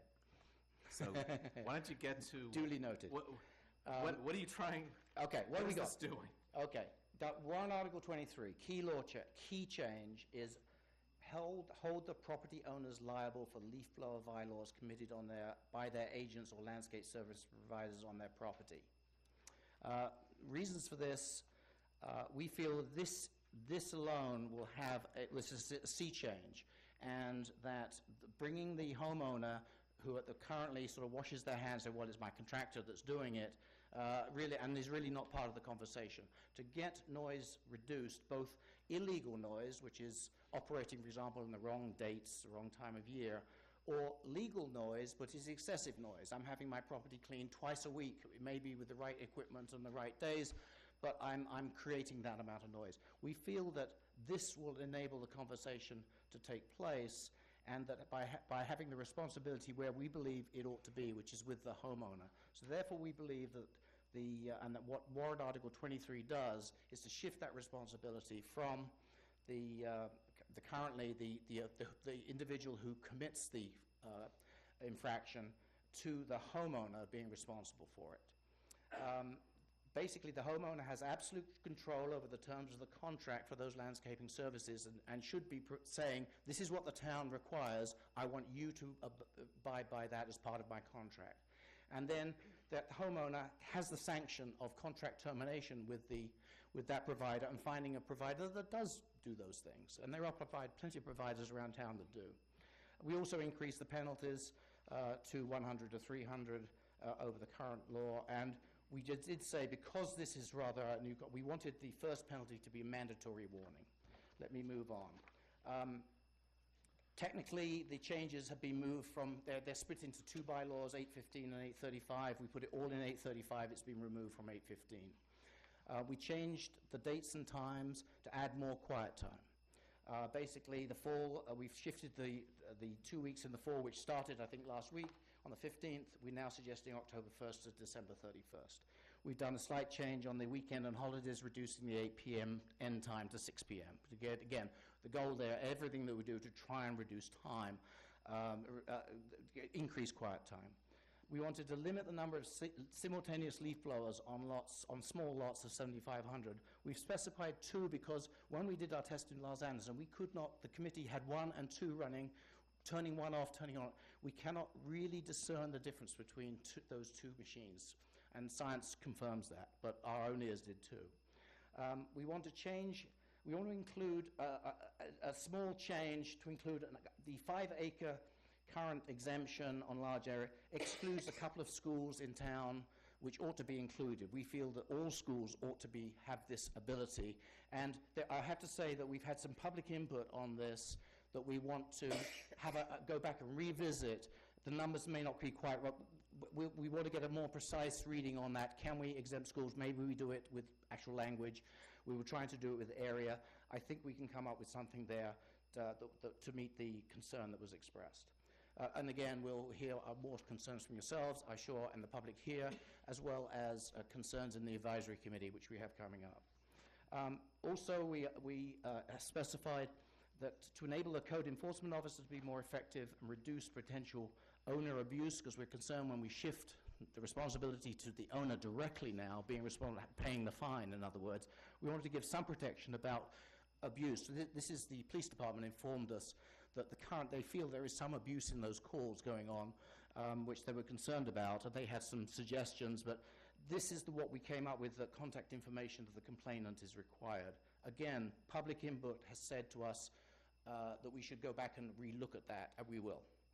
So we are considering how important is that to the whole thing, because we're looking at the main event, which is responsibility, and what WA 24 is going to discuss, the code enforcement officer. We also provided an exemption process for residents and organizations, so that if there was some school or institution that really needs to clean pitches in the summer, for example, or fields, that they could come and request of you some kind of relief from the exemptions. WA 24 resolution is a key area of change. And this is moving the enforcement from the police. But this is a resolution that we recommend. I recommend that town meeting adopt and ask you, the board, to create and employ a leaf blower code enforcement officer, which we think is probably about a 0.5 FTE, but that's something that needs to be looked at in terms of the town's administration as to where it ought to be placed and so on. We did want to stipulate those things. That's a management issue that if you like the concept, then that concept should be implemented by yourselves and the town in the best way possible to meet the goals. And the goals are really to have someone who is obviously doing the enforcement role, but we see it as a kind of an iron fist and a velvet glove.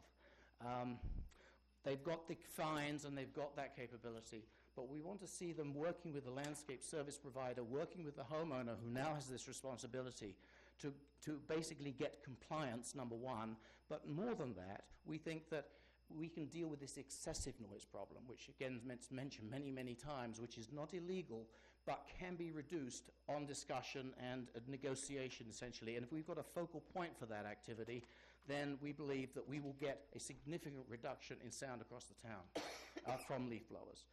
Liaising with the police department is clearly a role. Educating the town residents, their responsibilities and so on, that's obviously important under this new environment. They have the ability, the power to issue the warnings and citations. And after business hours, additional enforcement is needed. Obviously, the police department would be there to help that individual. And also to track and monitor and report back to yourselves and to the public as to what's going on, so that we see the public knows, the residents know there is somewhere to go to solve this problem that they have in their street that is driving them nuts.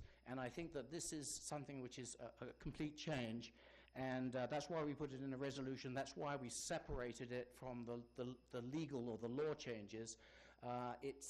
We recommending we do both, the town meeting does both, but it's quite possible that one or the other would be a weaker solution, we think, but on the other hand, it's quite possible. So really, that's, I won't go into more details on that. I know we're pressed on time. I'm happy to answer questions on that.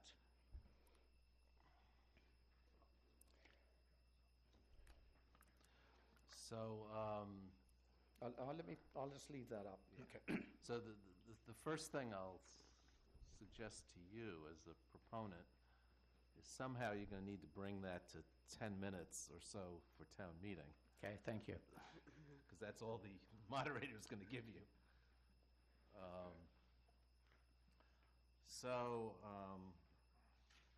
I guess the first thing that hits me is, with the code enforcement, so maybe I'm jumping to Article 24. So leaf blowers are permitted during the week from when to when, like? Well, this time of year, September 15th through right. December 15th. What are the hours? The hours are 8 a.m., thank you. 8 a.m. to... Yeah, to 8 a.m. to 8 p.m. currently. 8 p.m. And you want to change it to 6 p.m., is that what you said? For weekends, yes. Weekends.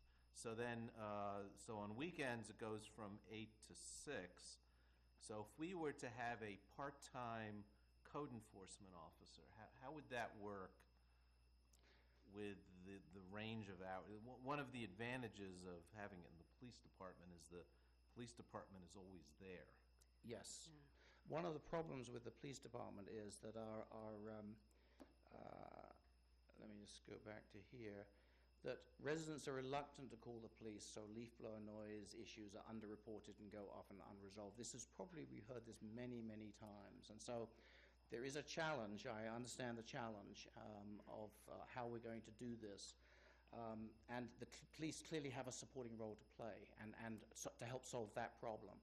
But the challenge is getting it into the civilian environment as opposed to the So how police would, environment. if we were to have a part-time code enforcement officer who's working 20 hours a week, let's say, and it's 6 o'clock at night and they're working I think it'd have to 10 be to more 4. like seasonal, full-time, would have to be full-time during the 12 Yes. hours. and Yes. then no job for them the rest of the time. I quite honestly, it'd be difficult to fill a position like that, I think. And we're also experiencing some budget issues, I guess we always are, but, we recently had an override, but that all went for the school side of the budget, not our side of the budget. Meanwhile, we have costs that continue to escalate, so we're already kind of juggling some things now. So I've got to say that the extra position is going to be tough, and especially, I think, to have, the Parks Department does hire people seasonally, but you certainly can't hire somebody seasonally and say, well, we want you to work 12-hour days at this time, that, they'd only be able to work 8 hours. I mean, I think the better way might be to publicize that there's a number you can call the police department's main number that I think people are correctly hesitant to call 911 because it's not an emergency. But maybe what we need to do is get the regular administrative number for the police department so they can feel a little more comfortable about calling these things in. Can I ask? Mr. Margolis. Sure. Yeah, I think the committee's idea was that during hours when the code enforcement officer was not working, part of our idea was that perhaps it could be someone who had a full-time job and sometimes, was doing something other than code enforcement. Now, I don't know if that could work or not, but it was just a thought.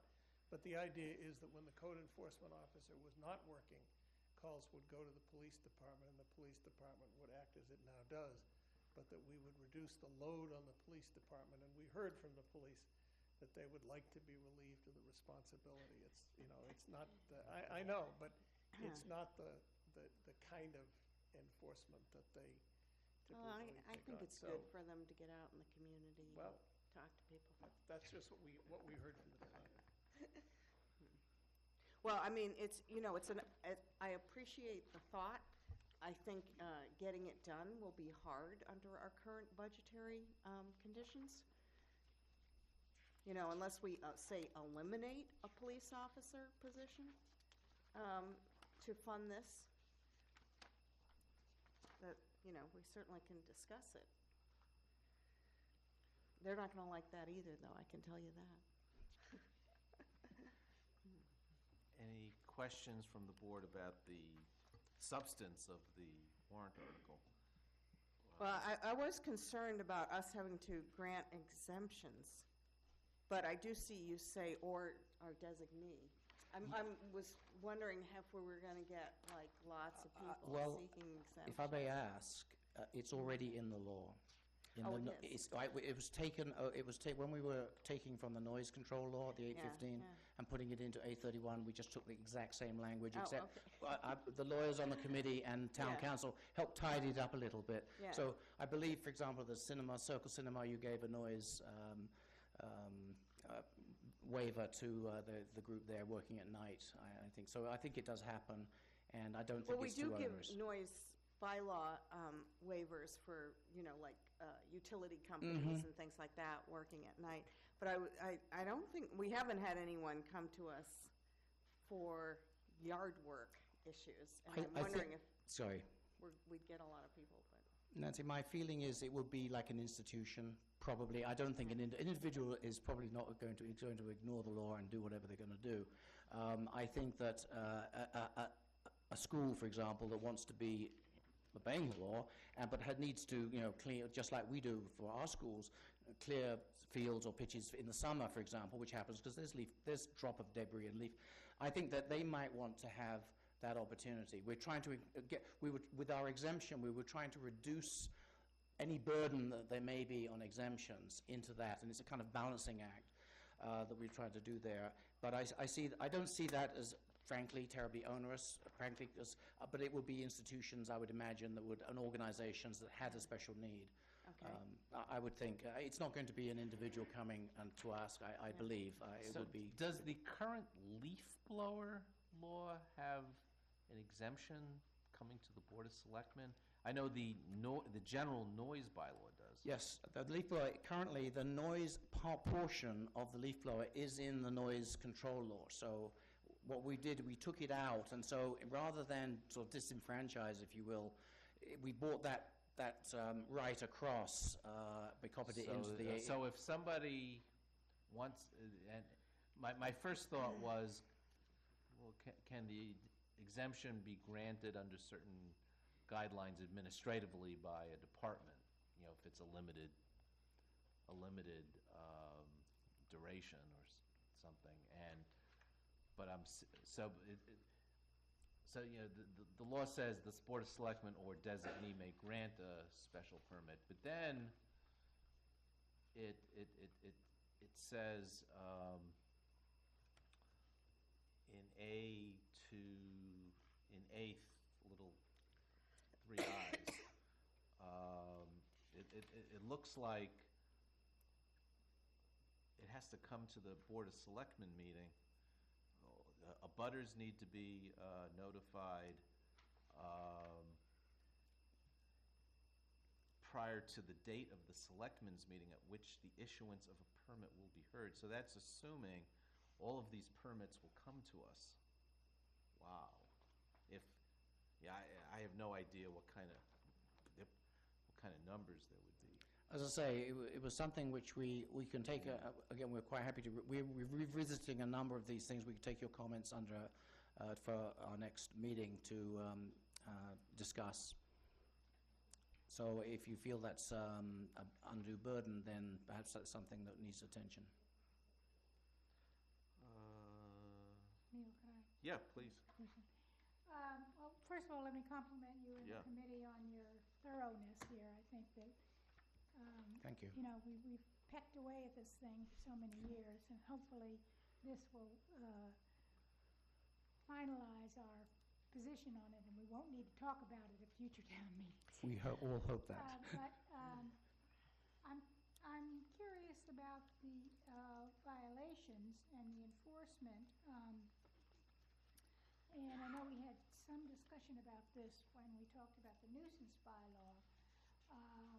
You have a mandatory warning for the first one, which I, definitely support, and then 100 for the second offense, 200 for the third, 300 for each subsequent one, plus court costs for any enforcement action. So you're clearly thinking that if somebody doesn't pay, we'll be taking them to district court. Is that what you're thinking?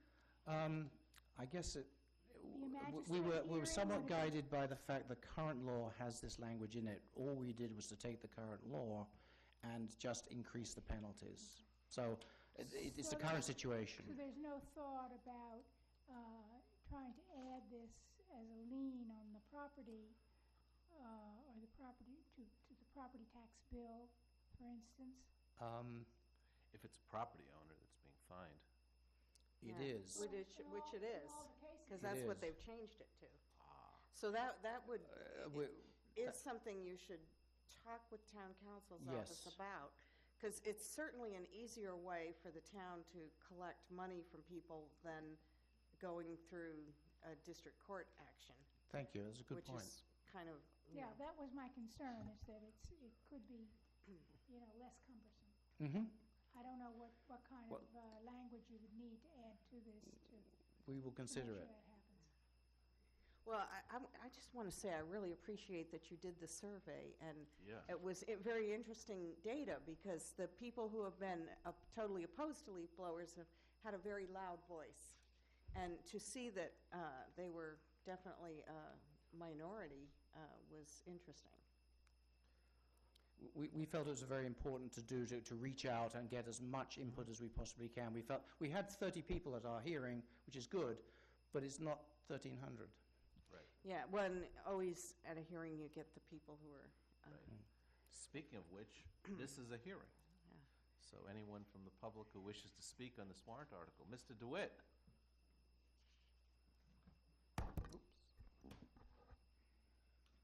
Good evening, Dennis DeWitt, Precinct 5. I have made comments to the committee at its most recent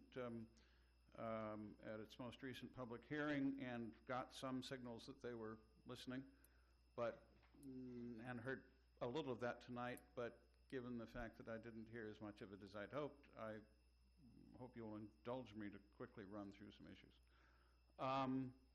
I would like to say that I have real concerns about eliminating the fine to the contractors. and imposing it on the homeowners. It seems to me that the homeowners are often not there. They don't know what the contractor's doing. And the contractors are doing what they do because it suits them, not because the homeowners are telling them to do it. And mostly what I'm talking about here, I'm only talking about what happens in the summertime, not in the fall. And, you know, they're blowing grass off of driveways and sidewalks. They're not really blowing leaves at all. So that's, I question this shift from the contractors, who are really the people violating, as in fact he just acknowledged when he was talking about it. He said the contractor is violating the law, but we're going to fine the homeowner. And I think that's something that you really need to think about the logic of. The business of requiring the complainant to give a name, which I think was sort of mentioned as something they're going to rethink, I think is a real problem. You're going to pit neighbors against neighbors. The contractor can then go say, oh, who complained? Your next door neighbor complained, and I'm going to charge you more for this. As you know, I spent many years on the Preservation Commission, and we had more issues dealing with neighbors and trying to be diplomats about it, where fences were involved and other issues, where property boundaries. So when you do this and you put a neighbor in charge essentially of enforcing a bylaw, I can't think of another situation in town.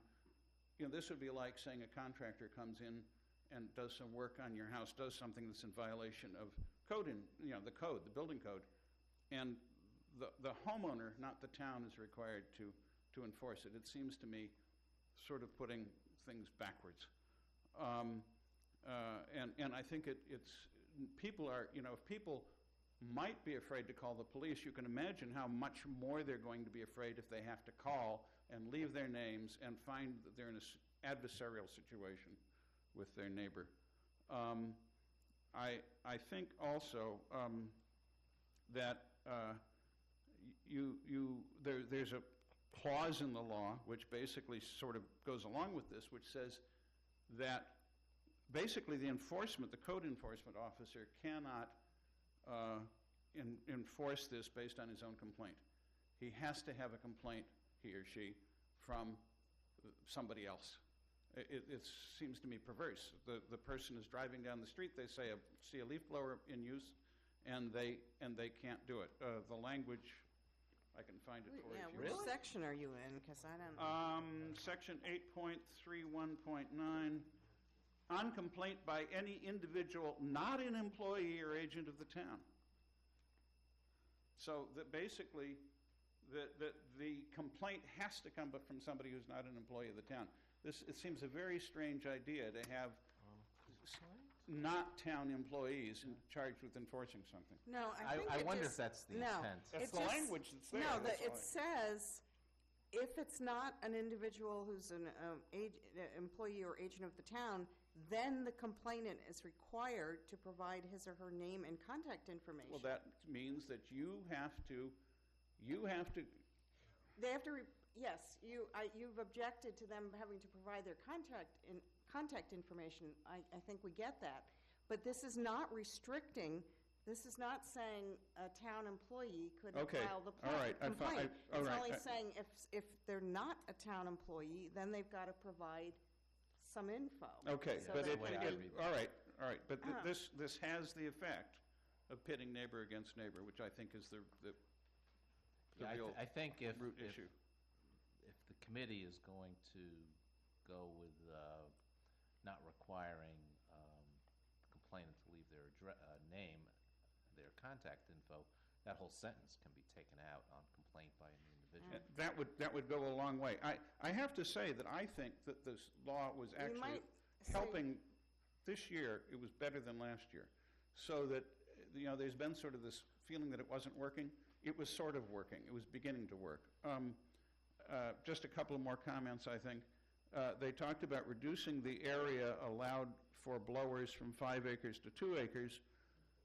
And then they talked about expanding from institutional to residential. Now, they also talked about maybe eliminating that again, so maybe that'll go away. But in our neighborhood, there's a lot of 2-acre lots, and so this really would expand it. And I think in the meeting the other day, they suggested that they really didn't intend to somehow exempt certain individual homeowners.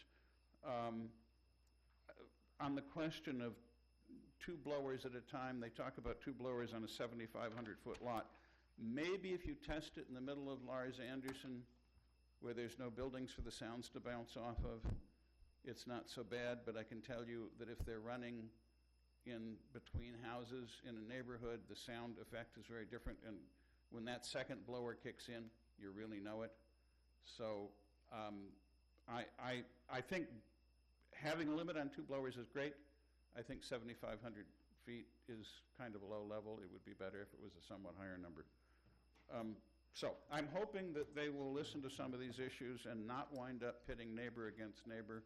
But I think it could have a real chilling effect if that isn't addressed. One last comment from Neil's point about the weekends. In my experience, mostly what one's dealing with are contractors, not homeowners, and the contractors come on weekdays. So I think weekends are much less of an issue, at least where I live, than neighbors using. In the summertime, people don't use leaf blowers, they use them in the fall. It's only the contractors that use them in the summertime.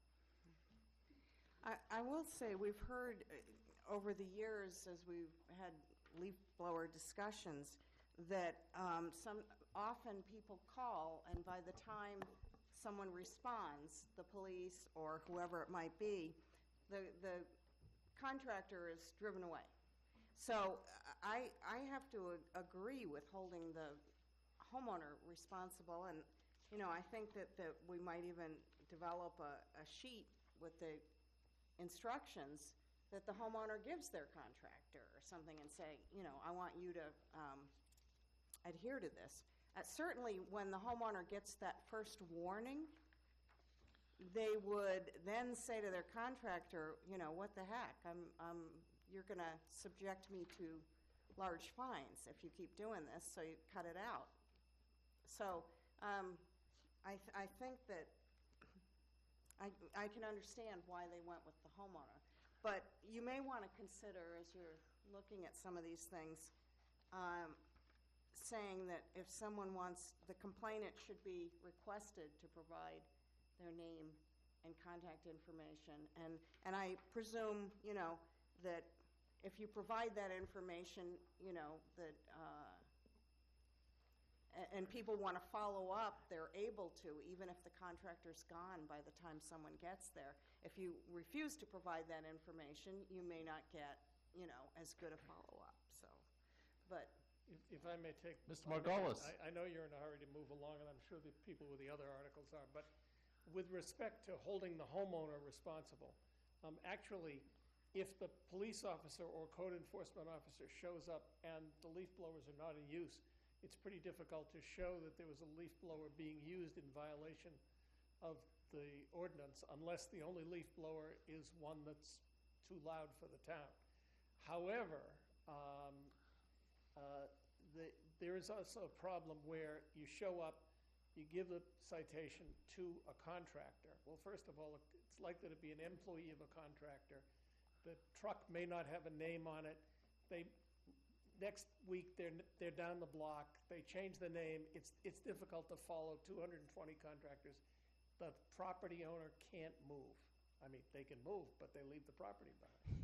So it's just what you said, that when the homeowner gets a notice of a warning, presumably they will speak to the contractor.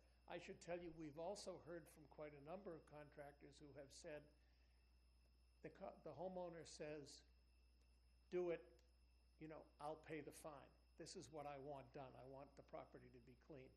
So now, that may go more to raising the scale of the fines as being more of a deterrent. But that's the thinking behind what we...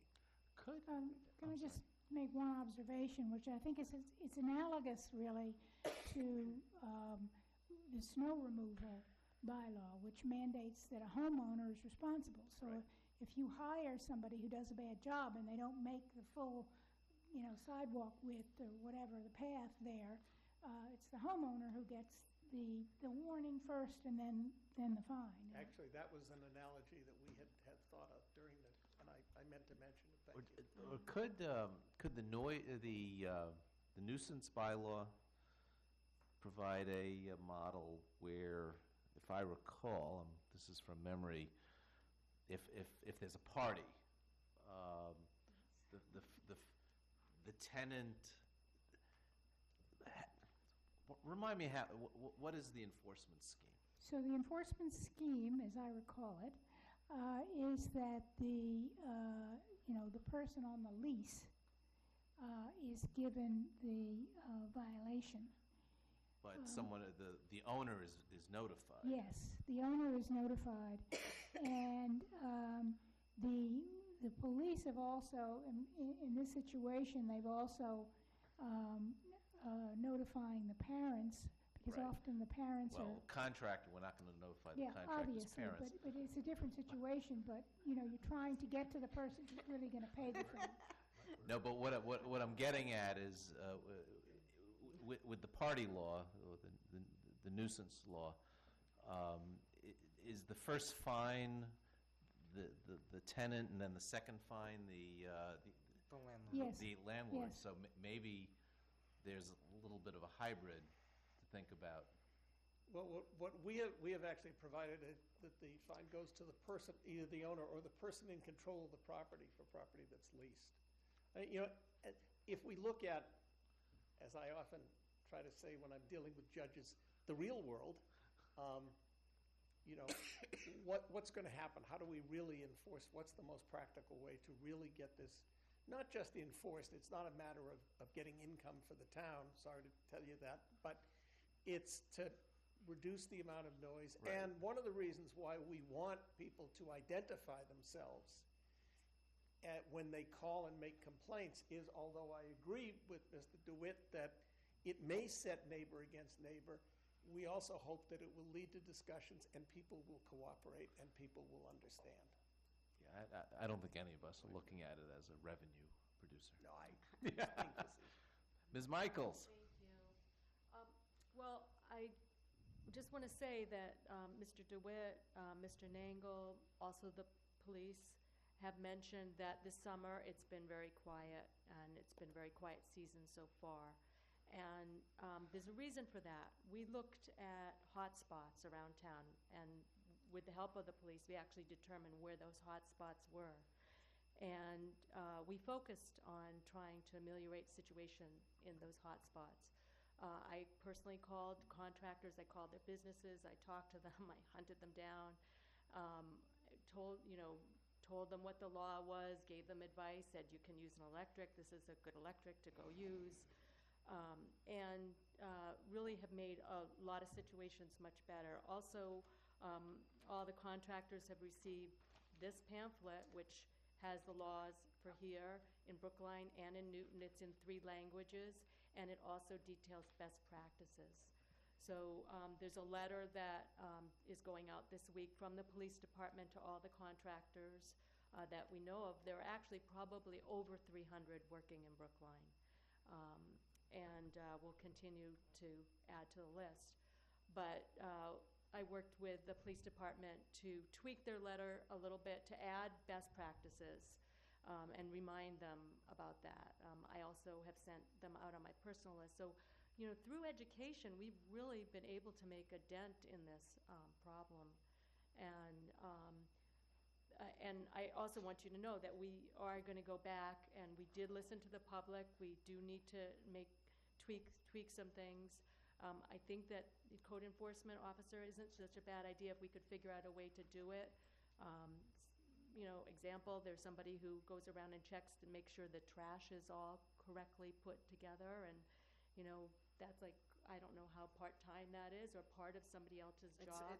It's a part of somebody else's Yes, job. part of- So sometimes they're out So there. I'm wondering if somehow we could have that person working together with the police department and somebody like me in the landscape community to make it, so much better in Brookline for everybody. Thank you. Thank you.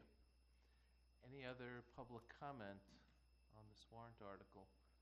Any other comments from the board? This one is food for thought. And you're going before the advisory committee, you're having another public hearing. Yes, we have, Mr. Chairman, we have the ad hoc subcommittee hearing of the advisory committee.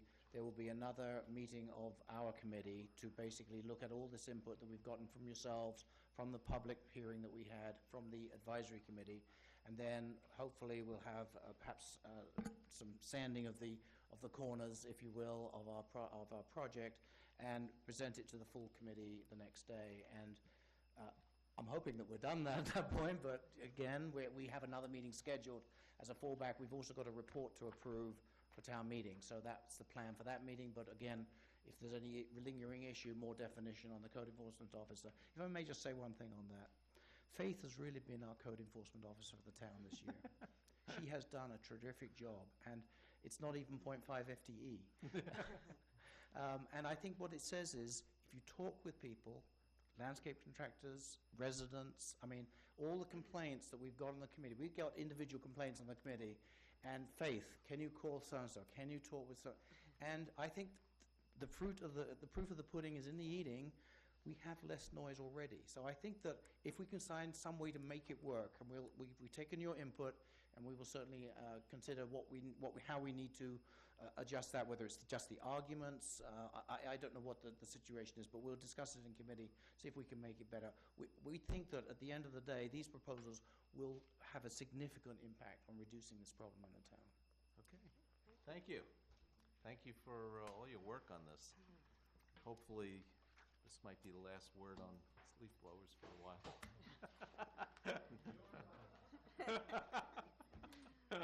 Yeah. Moving on to Articles 25 and 26. Mr. Friedman.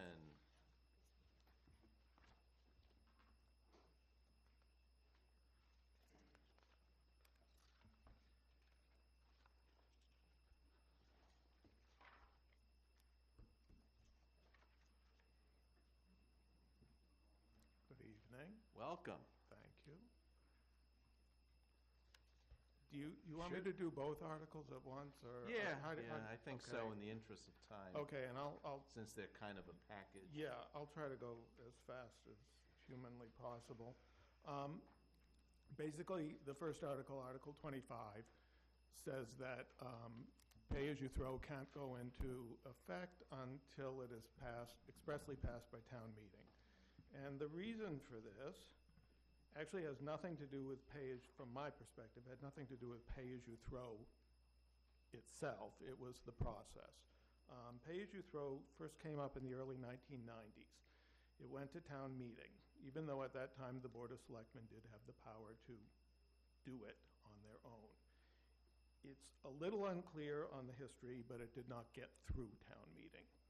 It then reappeared, as far as I know, in 2008, when the Board of Selectmen appointed a committee to study pay-as-you-throw.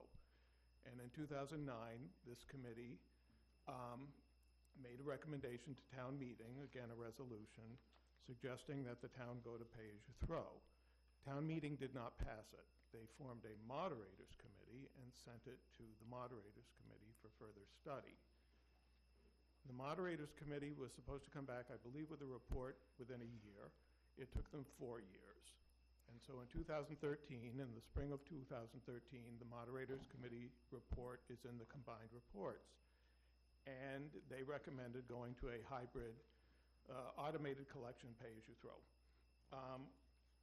What would have ordinarily happened, based upon history, would have been that the Board of Selectmen would have then gone back to town meeting, or somebody from the town would have gone back to town meeting and offered a resolution, as they had in 2009, which says that town meeting encourages the board to adopt pay-as-you-throw. This did not happen. And so when this did not happen, what also did not happen was a thorough vetting of the whole idea of pay-as-you-throw by the advisory committee subcommittee, by the advisory committee, by town meeting, which would have been an extensive study a more time-consuming study, and a much more public study than I think what happened. So what we missed by it not going back to town meeting was, for instance, a thorough discussion of the Moderators Committee's report. The Moderators Committee report, they did a lot of work on it, but there were a number of holes in it. For instance, they had 6 criteria as to whether or not they would recommend pay-as-you-throw. The first criteria would be that it would reduce municipal solid waste by 10%. And they state in the report, we cannot tell if it will do this or not. One of their criteria was that it was fair to everybody in town and easy to use. It's not for those of us who cannot store the toters that they recommended. They aim to be revenue neutral. That remains to be seen. And then they brought up the criterion of illegal dumping. But they had no solution to illegal dumping. And in fact, if you read the minority report in the Moderators Committee, the person who wrote it cites towns from as large as Worcester to as small as Holliston, all of which reported, at least at the beginning, a lot of illegal dumping. So we missed the discussion of the Moderators Committee's report.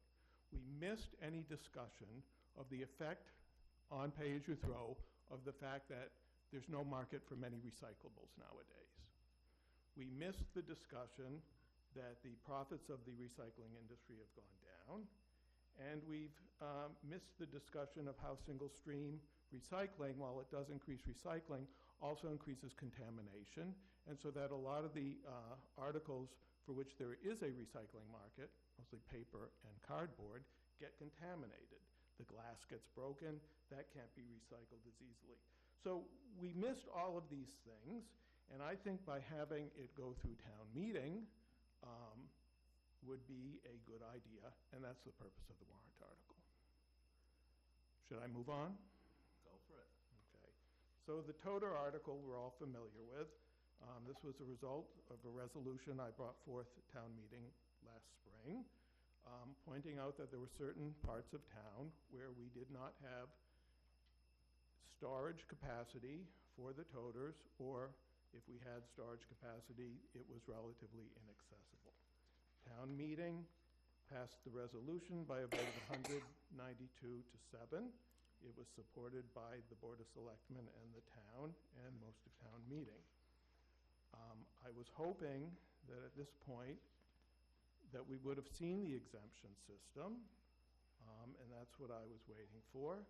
I understand that people are busy and that the summer is not the best time to hold public hearings on this. However, it's been a month since Labor Day. It's 2 months until town meeting, and I would like nothing better than to go before town meeting 2 months from now and say, please vote no action on this because we have reached an agreement with the town. But that's not in my hands. So I wrote a warrant article per the rules of the warrant article, which was I made it as encompassing as possible because I can shrink it, I can't expand it. Okay. So first, let's talk about Article 25. I wonder if we could hear from Commissioner Papasturgeon on,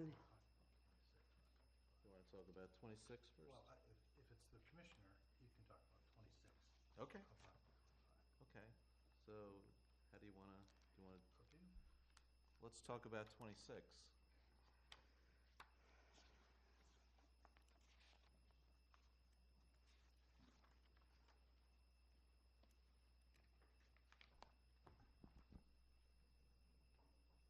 Good evening again. It seems that this is all we talk about lately is pay-as-you-throw. It's been talked about for at least 8 to 10 years that I know of. It's been studied to death by at least 2 town meeting committees, Moderators Committee. I sat on the second Moderators Committee for 3 of those 4 years, attending meeting after meeting, bringing in experts to make presentations, talking about all the different options for pay-as-you-throw, whether or not it would be good for the town of Brookline. But I'm going to just refine my remarks tonight to Article 26, because this is the one I think is most effective for the Public Works Department. The proponent that you just heard from indicated that that the main reason for him proposing this article was that he's heard no proposals from us relative to an exemption system that was proposed at the annual town meeting. That resolution was passed at the annual town meeting. The town staff, along with the town administrator, collector, and myself, how do we endorse that at the end? We were hesitant at the beginning. We found a way to work through it. We supported it. We recommended that you support it, and it passed. And it passed. What passed was requiring us to develop an exemption system. We've been hard at work to do that. As the town administrator stated, over the summertime is not the time to vet these issues generally. It was never a condition that it was to come before the special town meeting in November. I had made it very clear to everybody that pay-as-you-throw was not going to be implemented until at least May 1st of 2017. That's a long way from now. I came before the Board of Selectmen, and I asked for your approval to purchase the two side-loader trucks for automated collection. You granted me that approval. The trucks were ordered and are now currently being manufactured. They'll probably be delivered sometime, probably the end of March, first part of April. I came before this board and asked your approval and your permission to use FY15 surplus funds to make a payment towards the purchase of some of the toters, roughly $186,000. You agreed to and gave us that approval. We made that initial purchase and have now set aside a large quantity of a certain size toter in anticipation of moving forward at some point over the next several months. Part of the process that we've been vetting is to refine the system. We did hold one public hearing in the spring. We told you we would come back in the fall with a second public hearing, which would do several things. It would outline in detail to you the details of the exact system in terms of multiple size containers, how we intended to market that and to advertise that, how we intended to do public relations so that we could garner input from the public on the entire system and what size container they would have, what the different prices would be. We agreed, as what was concluded in the resolution, that we would hold, in addition to a public hearing with the board, neighborhood meetings around town so that we could actually get out there and show residents what was being proposed and how they could inform us as to what their intentions were. This has all been being prepared over the summertime. It continues to be worked on. We have had discussions with the cart manufacturer, Ray Pacific, and found that they offer a service where, as part of the purchase of the carts, they will come in and do a lot of this PR work, a lot of the survey work, a lot of the public outreach work for us, including the printing of materials to distribute to the public. We have talked to the IT department about putting up websites, special websites, so that we can conduct outreach to the public. We've been doing all this stuff, and to suggest that we've been doing nothing all summer long to require the put forth of this article, I think is disingenuous at best. But right now, we have spent close to $750,000 on pay-as-you-throw. It's in the works. Yes, there are a lot of details to be worked out. They will be worked out. Passage of this article with a 10-pound weight limit. 10 pounds is half the weight of our smallest container. It's not achievable. All of our containers, from the 18-gallon container to the 96-gallon container, all weigh more than 10 pounds. So basically, if you allow residents to opt out of the use of a cart for no reason whatsoever, And this is over and above what the exemption and exception system will allow for going forward, then I'm here to tell you that automated collection is no longer desirable, and the efficiencies that we had hoped to achieve will no longer be achievable. In my opinion, it renders the whole proposal dead on arrival. In respect to the provision in this warrant article that also requires recycling carts to be 10 pounds or less. Right now, we use 65-gallon recycling carts that weigh 28 pounds empty.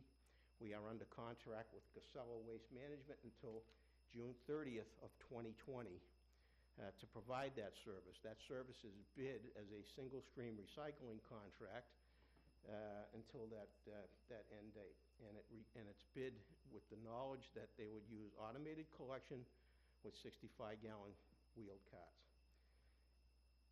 If this article passes, then basically we would have to, in November of 2018, inform the contractor that the use of the carts is no longer allowed by law in the town of Brookline, and we would basically be in default of that contract and would have to renegotiate it.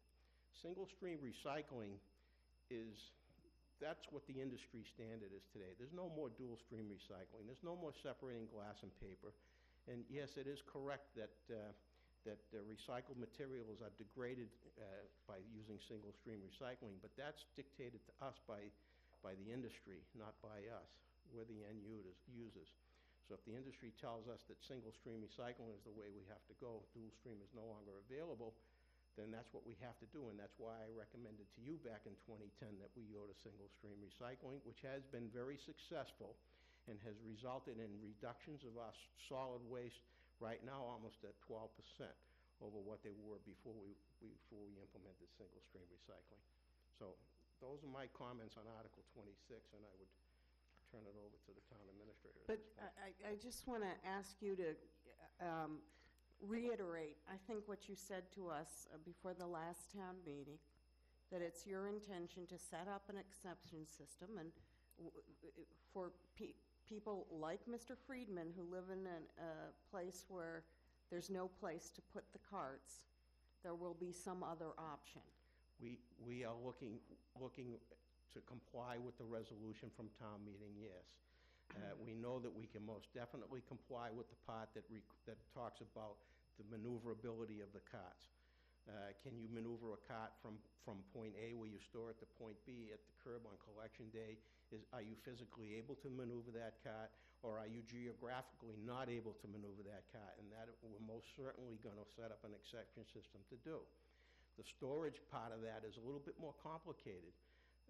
Deciding storage issues in dwelling units and properties all over this town of Brookline is a lot more subjective and I think a lot more problematic, and we're having a hard time trying to come up with good solutions to that. The other part is easy, and that will happen. Not so sure about the ability to store. You're talking about a very small area to store a barrel. A barrel is not that much smaller than the toters, depending on the size of the toter that you pick. And just as a reminder, our solid waste regulations today require you to store your rubbish on your property in barrels that have sealed lids on them. That's the requirement today. How you do it is really your business, but that's what the requirement is. You're allowed to take a bag out of a barrel and put it at curbside on collection day without using the barrel, but you're supposed to be storing it on your property for rodent control in a sealed container. So what's the, at this point, what's your time frame on making a proposal and then having it go through the public vetting process and with a target date, with a target implementation date? I had anticipated that at some point this fall we would come back to you and conduct a public hearing. Right. And I'll just mention, this fall we've been kind of consumed by the 9th school search, so there hasn't been, plus the 34 warrant articles, so there hasn't been much time on our calendar just, tonight, we're going to be going, it looks like till 11, just But from these Mr. warrant Chairman, articles. we have time. Right. We had a target date of May 1st to implement. If we don't implement until June 1st, it's not an issue. If the board is unable to conduct a public hearing, in the next 4 to 6 weeks, and it has to wait until after town meeting, I don't see that as a deal breaker, that time frame is in place. We have time, and I think it behooves all of us to take as much time to get this right, because I want to get it right. I know we got single-stream recycling right, and I know that we can get pay-as-you-throw right. So, I'm not bound by the time constraints of days or weeks here. So can we, one thing perhaps we can do to help Mr. Friedman is commit to not implementing anything until June? Can we do that and buy some time and make so that, you're assured we're going to have a process that you're going to be able to, we're not going to ram it down the public's throat. Why would we do that? I mean, the board supported that resolution. You have good faith.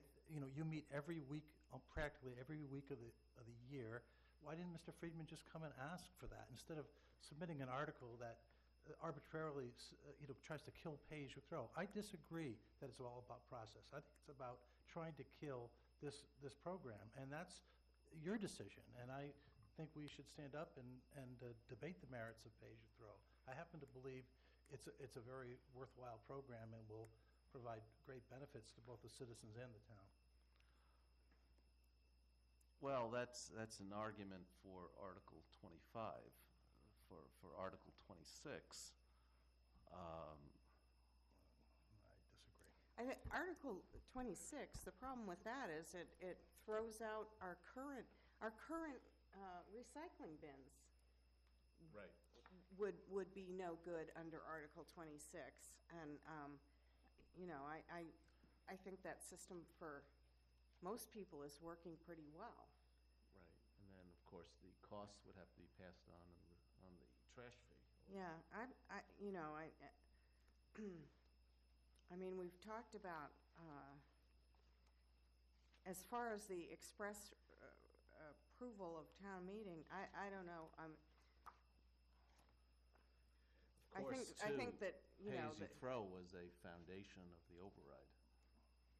Yeah, but, So, I think that's within the purview of this board, and we are certainly heard the comments of people that were going to have a problem with it.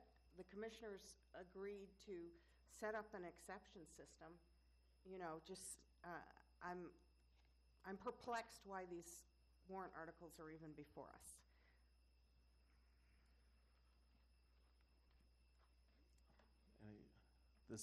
Should I open it to the public? Anyone from the public wish to speak on this? Mr. Dempsey?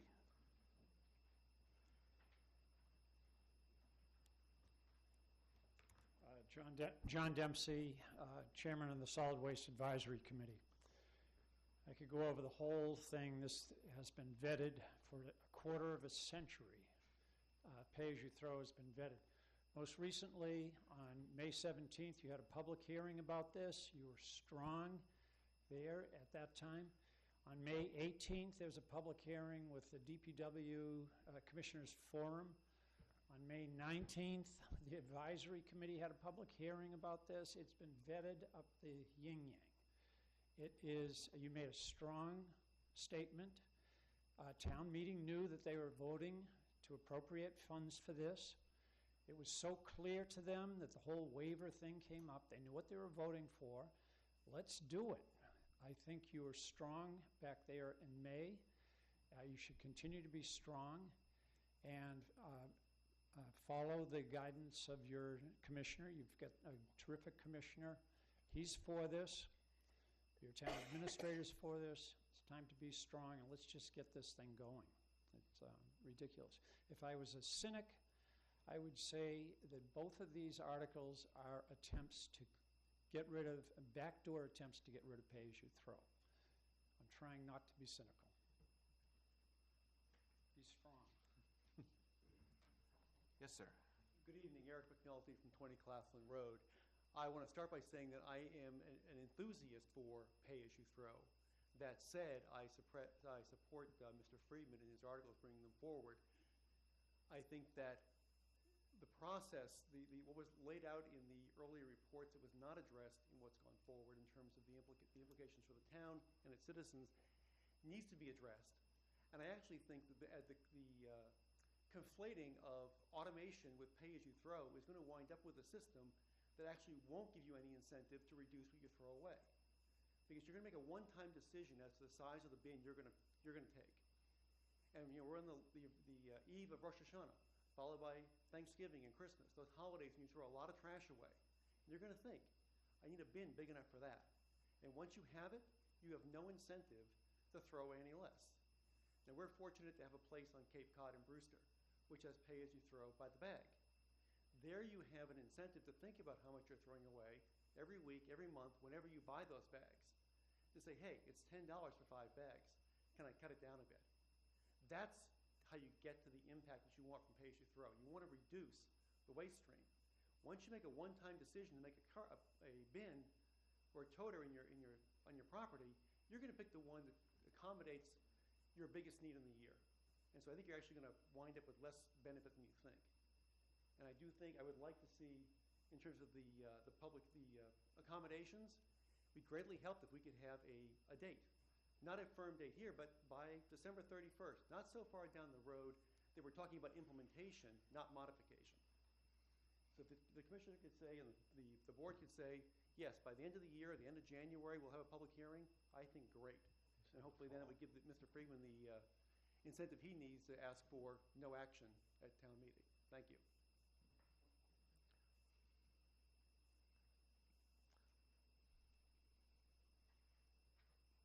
Hi, I'm Scott Cassell, and my day job is CEO for a nonprofit organization, the Product Stewardship Institute. We work on waste management issues nationally and internationally.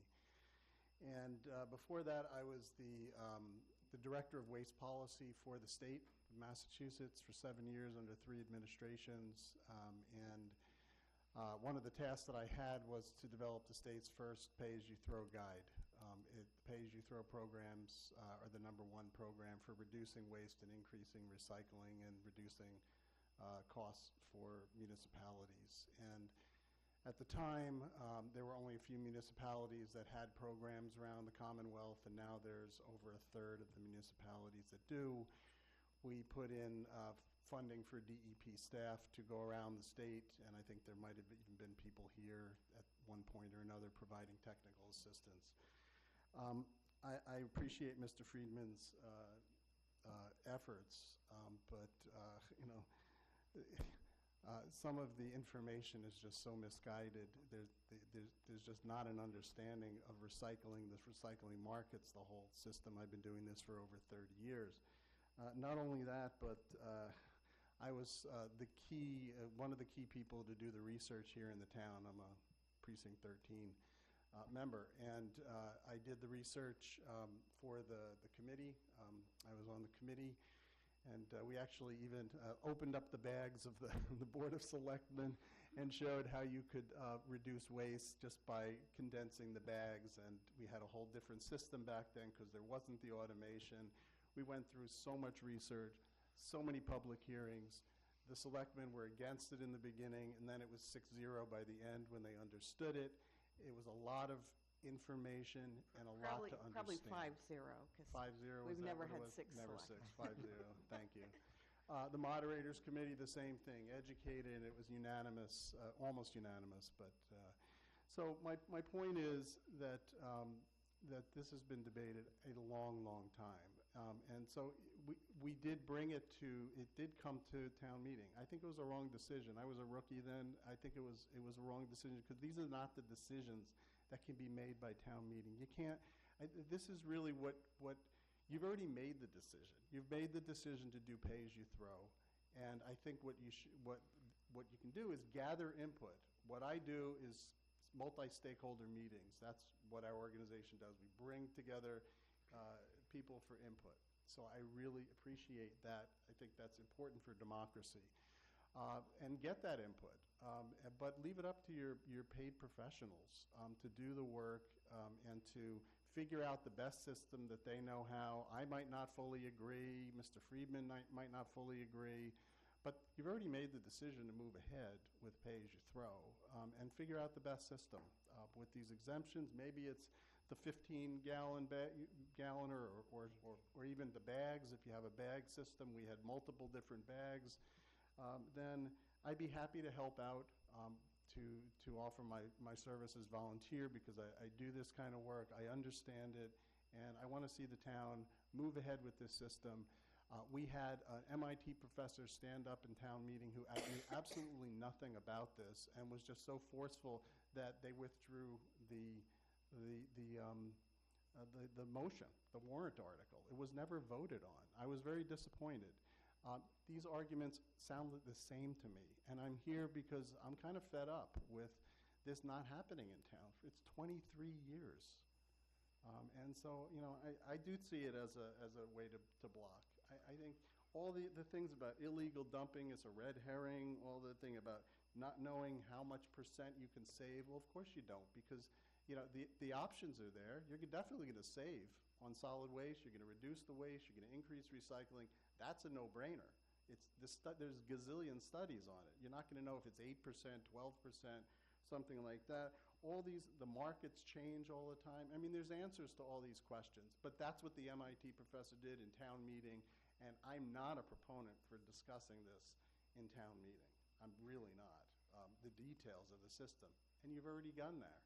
And it's just figuring out the exemptions, figuring out the implementation, and that's what you pay your professionals for. Okay, thank you. Any other, yeah, Selectman Heller. I've heard what the commissioner has to say, what Friedman has to say, what the other resident on Claflin Road, what this gentleman has to say. And I'm thinking, you know, I recall in last May at town meeting that the commissioner was pretty clear that he wasn't going to be implementing this until at least May.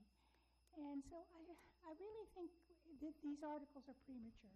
We need to give him the time. He said it in May. He didn't say he would be able to do it over the summer and have all the details worked out. He said he would do it by May. So I think we need to give him the time.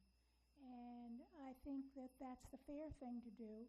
And I think we should be supportive of that because there are clearly a lot of details here that none of us who are not the professionals can comprehend. I mean, John Dempsey's going to be able to understand it way better than most of us because he works on solid waste issues. So I think these are premature, and I think we should vote no action for that reason. Yeah, I will say, I mean, we've certainly been discussing this as long as I've been on this board, and it seems we did, I think you're right, you know, if you make people pay for each bag, because I have a second house on Martha's Vineyard, and we have to pay for every bag we take to the dump, and it really does make you think about what you're putting in there. But we had a long discussion of that, and we decided, you know, to go with the hybrid system where people would get, because it is part of the, we do charge a fee for trash removal now, so we decided to go with the sort of hybrid system where you'd get a toter of some size, and I think it's going to be an educational thing. I mean, I know my first thought was, oh, take a really big one, and then you can always fit all your garbage in it. But, you know, the commissioner's worked on me, and I'm ready to take a smaller one now. And I think we've already made this decision as was it Mr. Dempsey pointed out, town meeting did vote some of the funding on this, and there was certainly discussion of it. So, you know, I think town meeting knew what was going on. I mean, the 10-pound thing would totally undermine our current recycling program, because those toters are much larger than that. So I can't support these, although I am supportive of, a reasonable system of exemptions and accommodations for particular areas of town or people that need it. And, we've had the word of the commissioner that he's working on that, and I believe he is. So I don't think these are necessary. And I think, in fact, detrimental to us moving forward. So I would not be able to support them. I don't have anything to add. I agree with my two colleagues.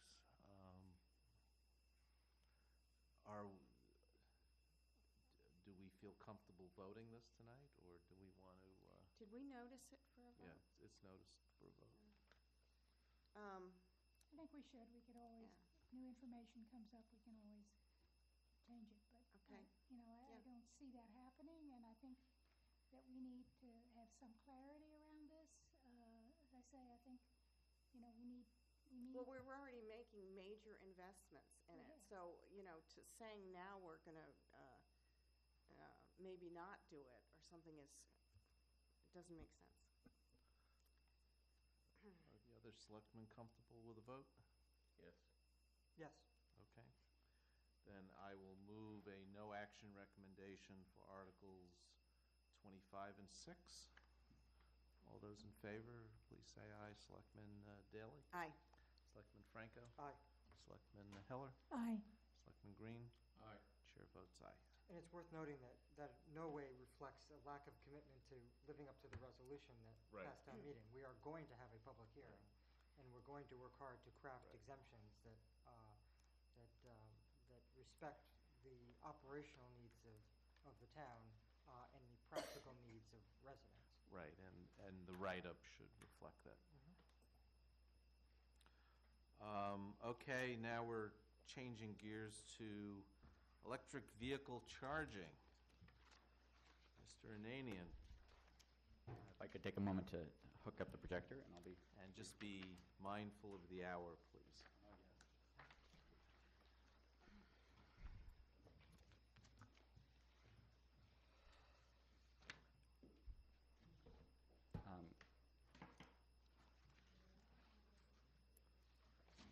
While he's setting up, I will report that sadly, although the magic number is down to 1, the Red Sox are not getting the job done, and we are at the bottom of the 8th. So it's 4-6 against us. They'll do it.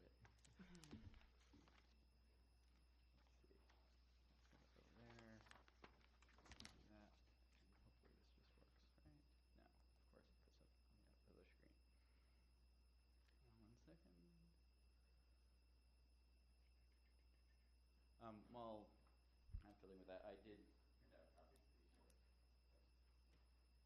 There's another 6 copies.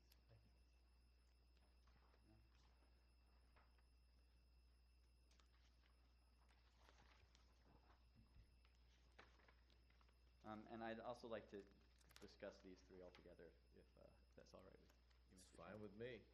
Okay.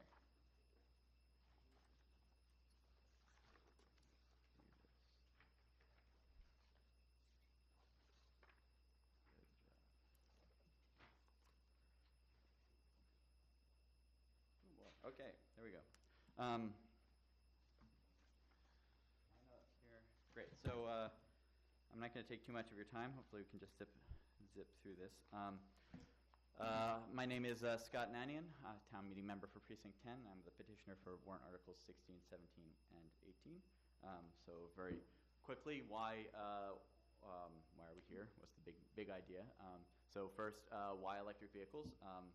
And I hope some of this is preaching to the choir, I'm sure, but switching to electric vehicles is one big way we can cut air pollution, which endangers our health, fuels dangerous climate change, and switching to electric vehicles also helps promote energy independence. There's a broad consensus about the desirability of doing that. So if we agree that electric vehicles are good, the question is how do we actually encourage electric vehicle adoption? And as it turns out, increasingly studies have shown that adoption of electric vehicles, like adoption of solar power, is contagious, that people tend to do it when they see other people around them doing it, or they see support for electric vehicles around them. So for example, I guess that's the next slide. If there's an electric charging station at work, people are 20 times more likely to buy an electric vehicle themselves. So that's a really powerful effect, that you can push electric vehicle adoption in our town by just spreading the infrastructure for them in the town, in places that people work and places that people live. So I think that the time is ripe for this. Electric vehicle adoption is increasing greatly year by year, but it's still at the point where we can still give it a sort of powerful kick and help ensure that Brookline is on the forefront of this. So if spreading electric vehicle charging infrastructure is what we want to do, there's one great time to do it, which is when you build new construction. You can make decisions about doing it in the lowest cost and most effective way then, you can read this. For the interest of time, I'll highlight just the two sort of bold-faced ones. For commercial space, the estimate from the state is that it costs $1,000 per space to install this charger at the time of new construction, but $7,000 or more if you have to retrofit it later. For home construction, this is a quote. This is a number from California, but their number was $300 per house as new construction, and their phrase is 10 times that much if you have to retrofit it later. So there's a great opportunity to look at new construction when it's very cost-effective to add support for electric vehicle charging, to install it, get ahead of the curve, and drive EV growth by exposing people to this infrastructure around them. The other sort of minor point is that electric vehicles are already more energy efficient, looked at in a sort of broad sense, than internal combustion engines, but high-powered electric vehicle chargers are even more efficient than that. So if you charge your electric vehicle from a standard wall outlet, it's good. If you actually install it from a high-power outlet, like these warrant articles are discussing, you get even greater energy efficiency. So it's lower cost to do it when the house is built, and if you build proper infrastructure, it's more energy efficient, and it's actually safer too. You don't worry about people buying a new electric car and then having to run an extension cord from some crazy place, right? Safer, more energy efficient, and cheaper. So a brief aside, because when I've discussed this in the past, people have asked, electric vehicle charging isn't like gas stations. The sort of way that people use electric vehicles is different. So it's not a sort of thing where we can sort of sit back and wait for gas station owners to build electric vehicle charger things. People don't go to sort of destination chargers in the same way. They generally charge at work or at home. So 98% of charging in one study were done either in one of those two places. So this is why it's a good place to target infrastructure. These articles propose, this is the sort of high-level overview of what we're talking about. We're talking about just a dryer outlet, basically. That's all you need for level 2 charging of an electric vehicle. It's a NEMA 1050 outlet. It's 50 amps. But a lot of people have them in their basements for the dryer, and this is just putting one in a place where you can use it to charge a car. We're not proposing that there's dedicated spots for this. This outlet could be just by a plain old spot that you use for other purposes. We're looking at both homes and work. The zoning article is basically anywhere we have off-street parking. We're proposing right now 2% of spaces, and I'll show you how that compares to other similar ones, similar proposals on the next slide. And again, any amendments to the building code or to zoning only affects new construction or change of use, a substantial change of use. So there's a huge grandfather clause in both the building code and the zoning code. So you don't have to worry about someone remodeling their kitchen and suddenly having to install an electric vehicle charger, right? Even if you've got your entire house and rebuild it, it's still not a change of use. It wouldn't trigger the new requirements. You sure about that?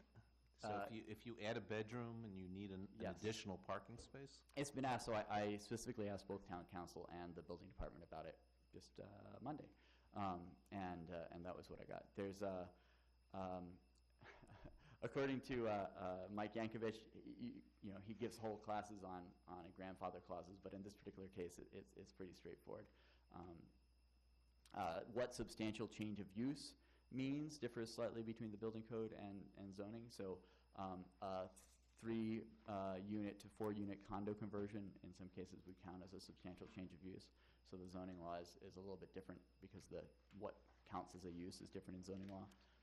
But certainly what the example you just cited would not trigger this.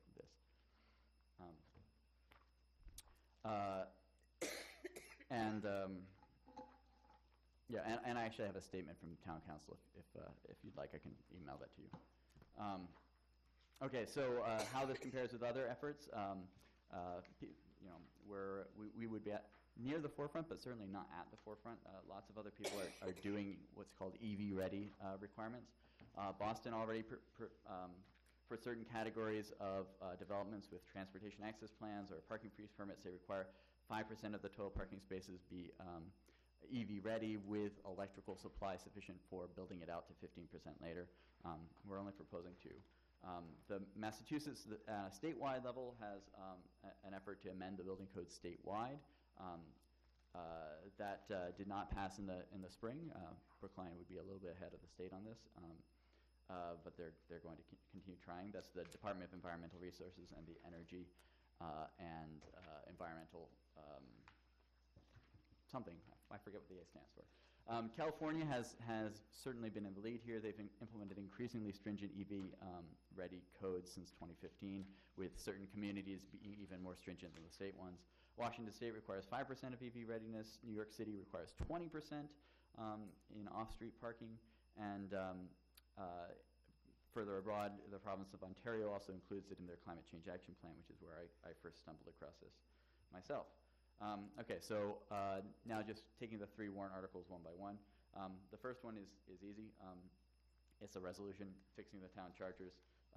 We have 2 electric vehicle chargers, one in the town hall lot, one in Babcock Street lots. They're both out of service. The one in the town lot here has that red cover over it, but there's still signage prohibiting non-EV parking, which I guess people in town hall ignore. But the Babcock Street lot, people were very careful not to park in those 2 spaces. So we've basically got 2 completely useless spaces in those lots. EVs can't use them because the chargers are out of service, and non-EV people are scared to use them. We got a grant to install these back when Brookline became a green community, apparently, but no one took responsibility for maintenance, and so the service contracts were allowed to lapse. This should be a pretty straightforward issue. I've already began talking with Melissa Goff about this, and I think that you have a packet from her detailing her plans to address this. This is an issue I would be happy to take no motion on if it gets addressed before town meeting. Moving right along, warrant Article 17 is a zoning bylaw amendment. This is for off-street parking facilities. So it's structured like our existing support for bicycle parking. Again, only new construction or change of use. It proposes 2% or a minimum of 1 parking spaces. It's not dedicated EV parking. It's just an outlet by a spot. And it does allow owners to optionally charge for use if you're a commercial establishment and you want to do that. It asks for either a real level 2 charger, 5 kilowatts capacity or greater, or that NEMA 1450 outlet that I showed you. It skirts by, I took advice of town council on this, it skirts by a restriction in 40A about zoning bylaws that pretend they're part of the building code. There's no mention of use of materials or methods of construction. It just states that provision be made for charging. So that's warrant Article 17. Warrant Article 18 is the building code amendment. So like I said, in 40A it says you cannot basically amend the building code. However, the state does provide a means for a town to do that. And I printed out that whole section, or that whole relevant paragraph, because it mentions you fine folks. It says the Board of Selectmen may recommend to the State Board of Building Regulations the adoption of more restrictive standards than established by the state building code because of special conditions, which in this case would be our desire for a greener community. So this basically seeks to accomplish for our town the same sort of fundamental goal as the statewide effort, just get our town there quicker. Again, building code only affects new construction or change of use. This one only targets dwelling units, and the requirements are the same, 5 kilowatt charger or an outlet. And it addresses buildings which, for various reasons, are excluded from zoning regulation. Chapter 48 has a large number of special cases. So that's it. Hopefully I sped through it, but I'm hoping that we can recommend favorable action to allow Brookline to sort of take the lead in encouraging EV adoption and doing our part to combat climate change. Thank you very much. So let's kind of walk through these. For the first one, a resolution to annually appropriate funding will have no force of anything because we don't have the ability. The town meeting appropriates money, and one town meeting has no ability to bind a future town meeting. So this has absolutely I think nothing. the designate responsibility part is the important part. So I do want to assure the board and to Mr. Nanian that it's embarrassing to me that these don't work, and they either haven't been fixed or removed, and they will be, as Melissa has promised him, and so you can be assured that that will be done. Do people at those spaces pay parking meter rates, or do they pay No. for the electricity? No, they don't pay for They either. should pay for something. No, because, No, well, you know. it's an incentive. I think it Wow. was I think it was a condition of the grant, frankly, but I'm not. Well, they should at least pay for the space, the parking meter rates, like everyone else. So that's a separate conversation. Well, I see in the packet from Melissa that DPW is currently investigating a strategy to get these two charging stations back into working order. and I see Commissioner Papasturgeon is just itching to tell us what's going on. I'm always happy to give you good news. We have agreed to take over the responsibility for the 2 charging stations that we currently have. It was unclear who was responsible for them is before. that Mr. Kleckner dropped the ball, so you're going to pick it up?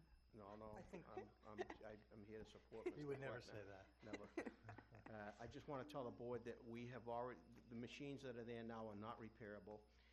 We have had discussions with Melissa in Mr. Kleckner's office, and we have already cut a purchase order for the purchase of 2 brand-new machines. They actually are on order right now. We're paying for those with the rebate money that we got from Eversource for the installation of the LED streetlights. It's a very small amount for the installation of the 2 purchase and installation of the 2 machines, including 5 years of network service charges. It's less than $20,000. Wait, so weren't there 2 machines here? No, and there's 2 one machine here, one machine at Babcock Street. Oh, okay. So those 2 machines are now on There's 2 order. spaces for And we're one. just awaiting delivery so that we can get them installed and up and running. And I'm hoping that will happen before town meeting, but I can't guarantee it. So I think that's a happy story. I think that in light of that information, this board should vote no action on Article 16 because we've already sort of taken care of the issue and And we have a 5-year service agreement, right? Yes. Okay. And so I mean, I'd like to make a point, which is that we're buying new machines. I think that we ought to consider at some point, not tonight, but Nancy Daly's suggestion that, people have cars, they're going to pull up to the space, they're going to park in it. You want to encourage people to have electric vehicles, but you also don't want to encourage them to stay there for the full day and take up the space. I mean, you want to have limits on how long people can stay. So just like a parking meter gives you a limit because you can do no more than 2 hours in general, and I think that's probably enough to charge the thing. Typically, it's Is it? 4 hours. Well, sometimes I think people could could come back and pay for more. But the point is that somebody is using that space. And if they're not going to pay for it or pay for the charging time, then they're going to be ending up, you create a system where people are going to be able to stay there all day and not, and prevent other people from using it. So I think we do have to have some system. I mean, they could park here at Town Hall and walk to take the T into Boston. So unfortunately, I can't fully answer your question. Those details tend to be specific to the model of charger, which I don't know exactly what was bought. Most of them have some sort of arrangement for monitoring or time limiting, but I don't know the details. It's our understanding that the spaces that the charging stations occupy are numbered spaces in the lot. Those are paid by space, so that the vehicles that park there, they get free electricity to charge their vehicle, but they still have to pay for the space. And if technically, when the parking attendant goes to the central, the multi-space meter and checks that space, if the car is in violation, they're supposed to receive a ticket. So that's an enforcement issue. That's not a technical issue. All right. Well, I think that there should be some limitation. I'm glad to hear that there is. I'll confirm that. But we're giving away the electricity. Yeah, So I'd like to know the value of that. That if it's. I think most people do expect to pay for it when they're charging. Right. Either Do you know if it's going to, Commissioner, is it going to be part of one of the big networks like ChargePoint or? Right, and I know that having looked at purchasing an electric vehicle, but I decided not to for various reasons at the time. Some ChargePoint stations are free, a few of them,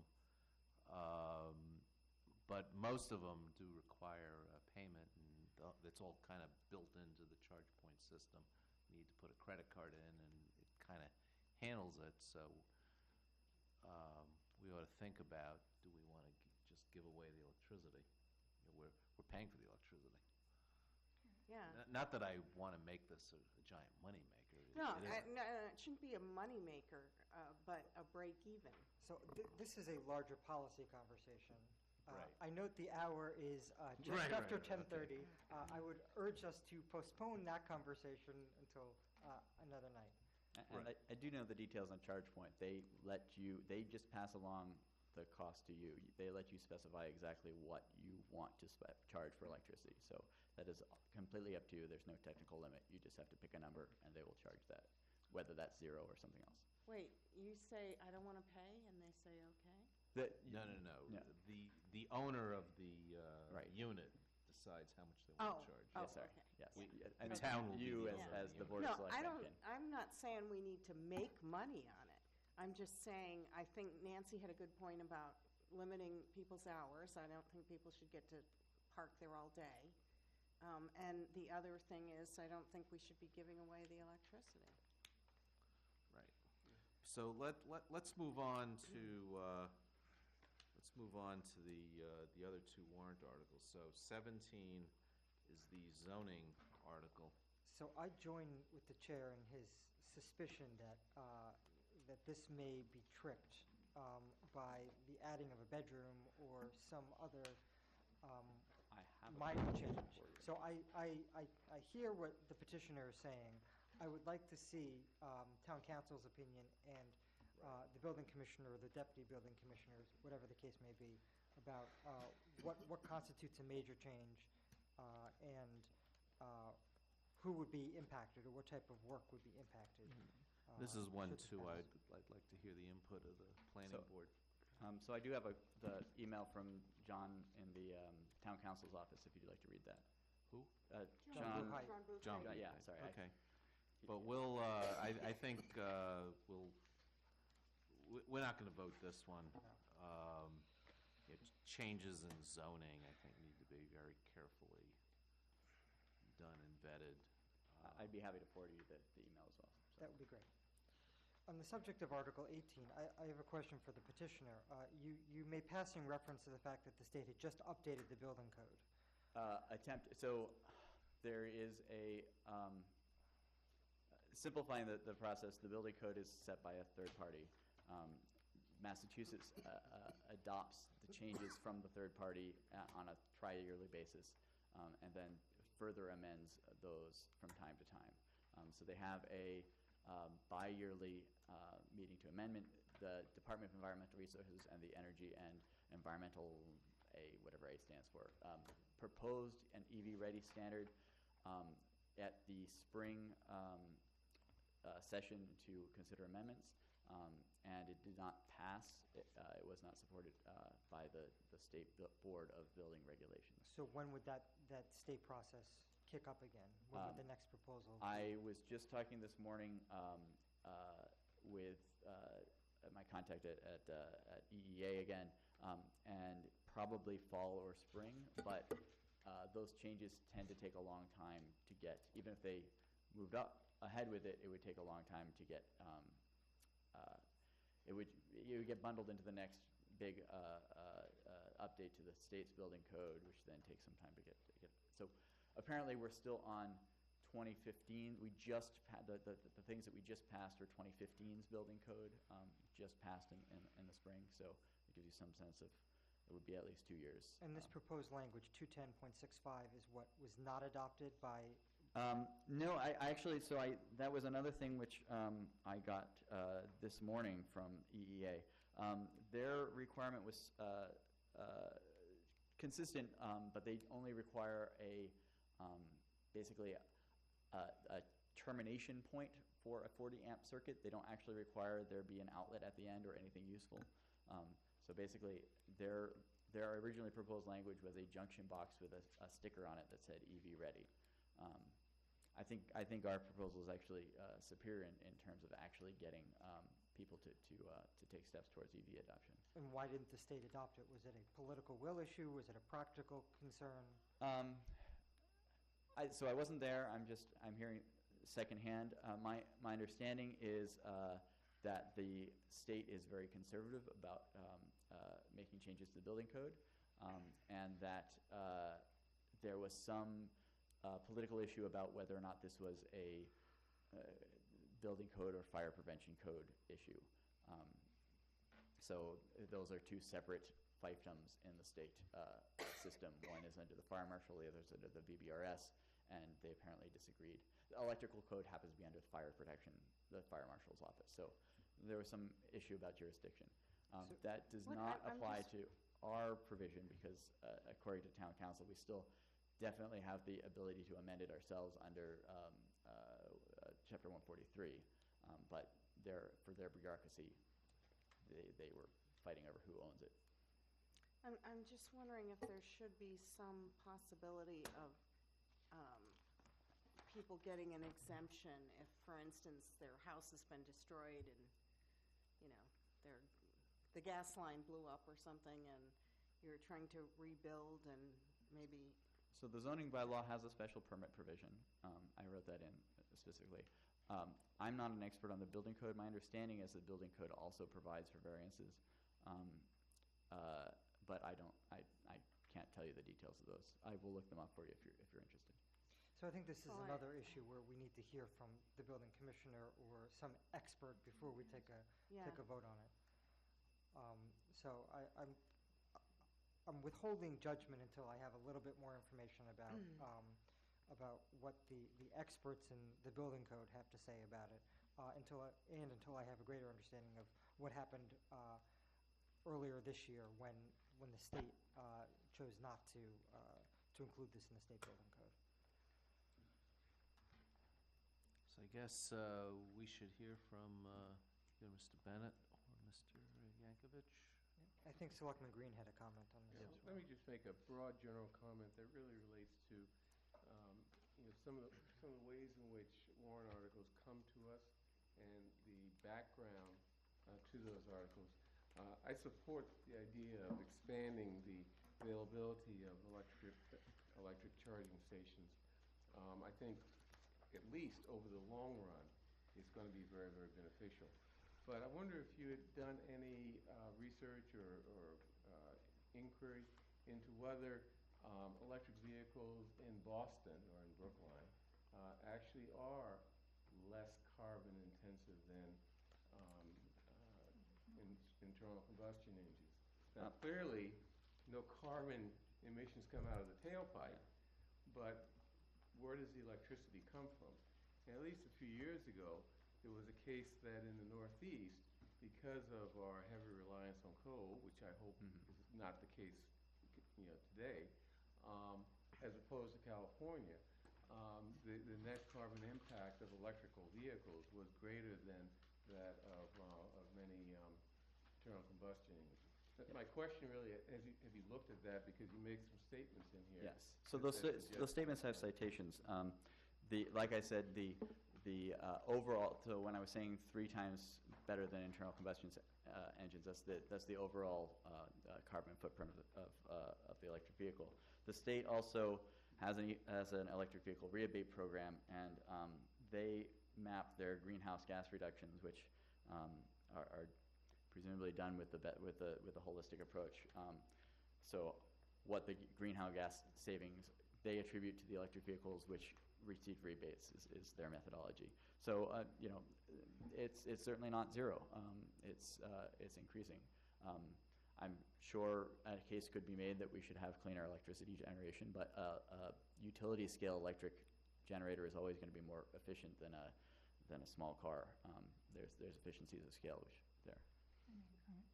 Let me just comment that currently, just in talking about the electricity that's provided and whether that's done via fossil fuels, which 75% of it probably is if you're going from Eversource. But we are working on this community aggregation program for Brookline, which will go into effect on hopefully January 1st. And it will convert most of our residences to a standard of 25% in addition to what Eversource now provides, which is 25%. So people will be 50%, electric energy that's renewable and 50% that isn't. You will have an option in that program of going to all green. So, many of us will choose that. So it will be better. It may not be perfect, but it will definitely be better. Electric vehicles themselves, plus the charging at my house, if you're charging it at your house. And I'm not being critical of either the warrant articles or the idea, but it's just a piece of information that, in the process of putting together warrant articles should be addressed, because the statement may or may not be accurate. Okay, so we're not going to vote this tonight. I suspect we'll have another discussion. You had asked me about the zoning bylaw committee. I believe we're meeting the first week of November. I was looking at my calendar for the exact date. Evidently, I didn't put it in my calendar. Give me 1 second and I'll see if I can find it. So the advisory committee, capital subcommittee is hearing it on the 29th. The full advisory committee on the 13th, which is October 13th, which is also the planning board hearing. You're going to be busy. Yes. Welcome to the world of being a petitioner. And I will tell you that the Selectmen's Climate Action Committee last night plans to also hold a hearing on this in mid-October, and we'll get back to you on the date. And the zoning bylaw committee is scheduled to meet the evening of November 2nd. Okay. So I guess I should put it in my calendar if I'm expected to be there. You were expected to chair that meeting. So. Right. So you were so notified. Yes, I will say that this was intended to be a very simple, my first warrant article, and it just turned out to be much more complicated than I had hoped. Each time I do one, I vow I'm never going to do it again. Somehow. Well, when you're messing with the zoning, that does get yes, and there was tricky. when I talked to town council and the planning department about it, there was this disagreement about whether or not it was properly a zoning or a building code issue, resulting in 2 warrant articles taking both tacks. Okay. Okay. Well, thank you very much. Thank you. Oh, it's a public hearing. Do I see any members of the public who wish to speak on this warrant, on these warrant articles? I see none, therefore I close the public hearing. Thank you, Mr. Ananian. Thank you. And I believe that, we have That a was couple some of votes to votes noticed. One is the tobacco article, and one of the things I guess we were thinking about is whether to refer it to the Art tobacco committee, yes. committee. I think we I'm- should do that. I'm and perplexed by the advisory committee's vote on this. Now, what did they do? They voted to table it. Table it? I'm not sure if it's. What does they that mean? Table it to a date certain, they're just gonna take no vote on it, but I would like some clarification from the advisory committee about what their vision is for Article 4. Yeah, I think that they're just putting that off. They're putting off the vote. I think that's what it means, but. yes. I think it probably should be referred to our committee, which I'd like to have on the calendar next week, setting that up. I'll Mr. Kleckner? draw up a charge and. To set it I've got up or some- to appoint members? Both. Okay. I've got, contacted some people. I don't know if we had anyone respond to our ad. Yes, we did. Okay. Yeah, that's an odd vote that the advisory committee did. Well, let's just, So should we, do we feel comfortable with the? I'd like to vote to refer to the Selectmen's Committee. I think it's crazy to, Well, I believe we heard at our public hearing last week that the Advisory Committee on Public Health was maybe thinking that they may want to be the recipient of it. Well, so- I really think one of my concerns is I think we have to take a look at what the financial impact is on these businesses that we heard from the last time, and that's not really something that the advisory committee on public health, I'd certainly like their opinion on this stuff, but I don't think weighing, various town interests is really their purview. I agree with that. I'm okay with, I mean, we I'm may, okay with- we may want to, and if we get new information, we can always reconsider the referral. Yeah. So, okay, so I will move that we recommend a referral of Article 4 to the, whatever the name of the committee is. Tobacco Review Committee of the Board of Selectmen. So to be technical, can we actually recommend to refer to a committee that doesn't yet exist? But it's gonna exist next week. Well, we voted to establish the committee a couple of weeks ago. And so I guess and then the committee, next week, we're going to vote to. That's fine. I misunderstood. I didn't recall that we had established the committee. Right, yeah. We voted our intent to, yeah. So Kate, if you'll refer to the minutes a couple of weeks ago for the exact name of the committee. And that's the motion. I don't remember what it was. All those in favor of the referral motion, please say aye. Selectman Daley? Aye. Selectman Franco? Aye. Selectman Heller? Aye. And Selectman Green? Aye. And the chair votes aye. Selectman Daley has suggested that we not vote the DICR amendments to give us a little more time to review them. So I'm not going to take a vote on that tonight. I think it would be helpful to see a red line version of what the advisory committee is talking about. Don't we have it? Not a red line, but, Motion. yeah. Well, it's They in, strike through what they're proposing be deleted. okay. And it's not very clear, but I mean, My concern is primarily with them wanting to change the rules of the appointments and now all of our other committees, if we haven't appointed somebody new, the old people are still supposed to be serving. And these guys want to change that, and that will be different than all of our other committees. is there something in our bylaws that says that? Well, that's what I need to double check Well, on, whether that's I just think- our custom or whether it's within our bylaws. No, there's specific language in some of the committees that say if someone is appointed until their term expires or. Yeah. So I don't think that explicit language was in the original enabling legislation. So my suggestion to Mr. Fry, who sent this to me prior to submitting, was add the language or until a successor is appointed. And this is the language that came out of that suggestion.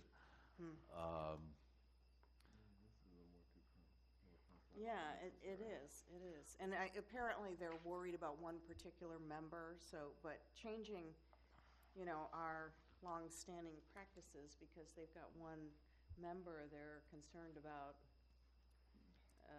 their term or something doesn't seem. So let's get some additional Completely wise. information, and Yeah. then maybe we can revote it next week. Yeah. Vote it Now, next week. the Article 12, the DAS lease, that seems pretty straightforward. Yeah. I'm willing to move favorable action on that one. So, Selectman Daley's motion for favorable action, recommendation. All those in favor, please say aye. Selectman Daley? Aye. Selectman Franco? Aye. Selectman Heller? Aye. Selectman Green? Aye. And the chair votes aye. And that, Sadly, the magic number is still 1. so that concludes our business for tonight, and the Red Sox still have to play another game before they clinch. Thank you.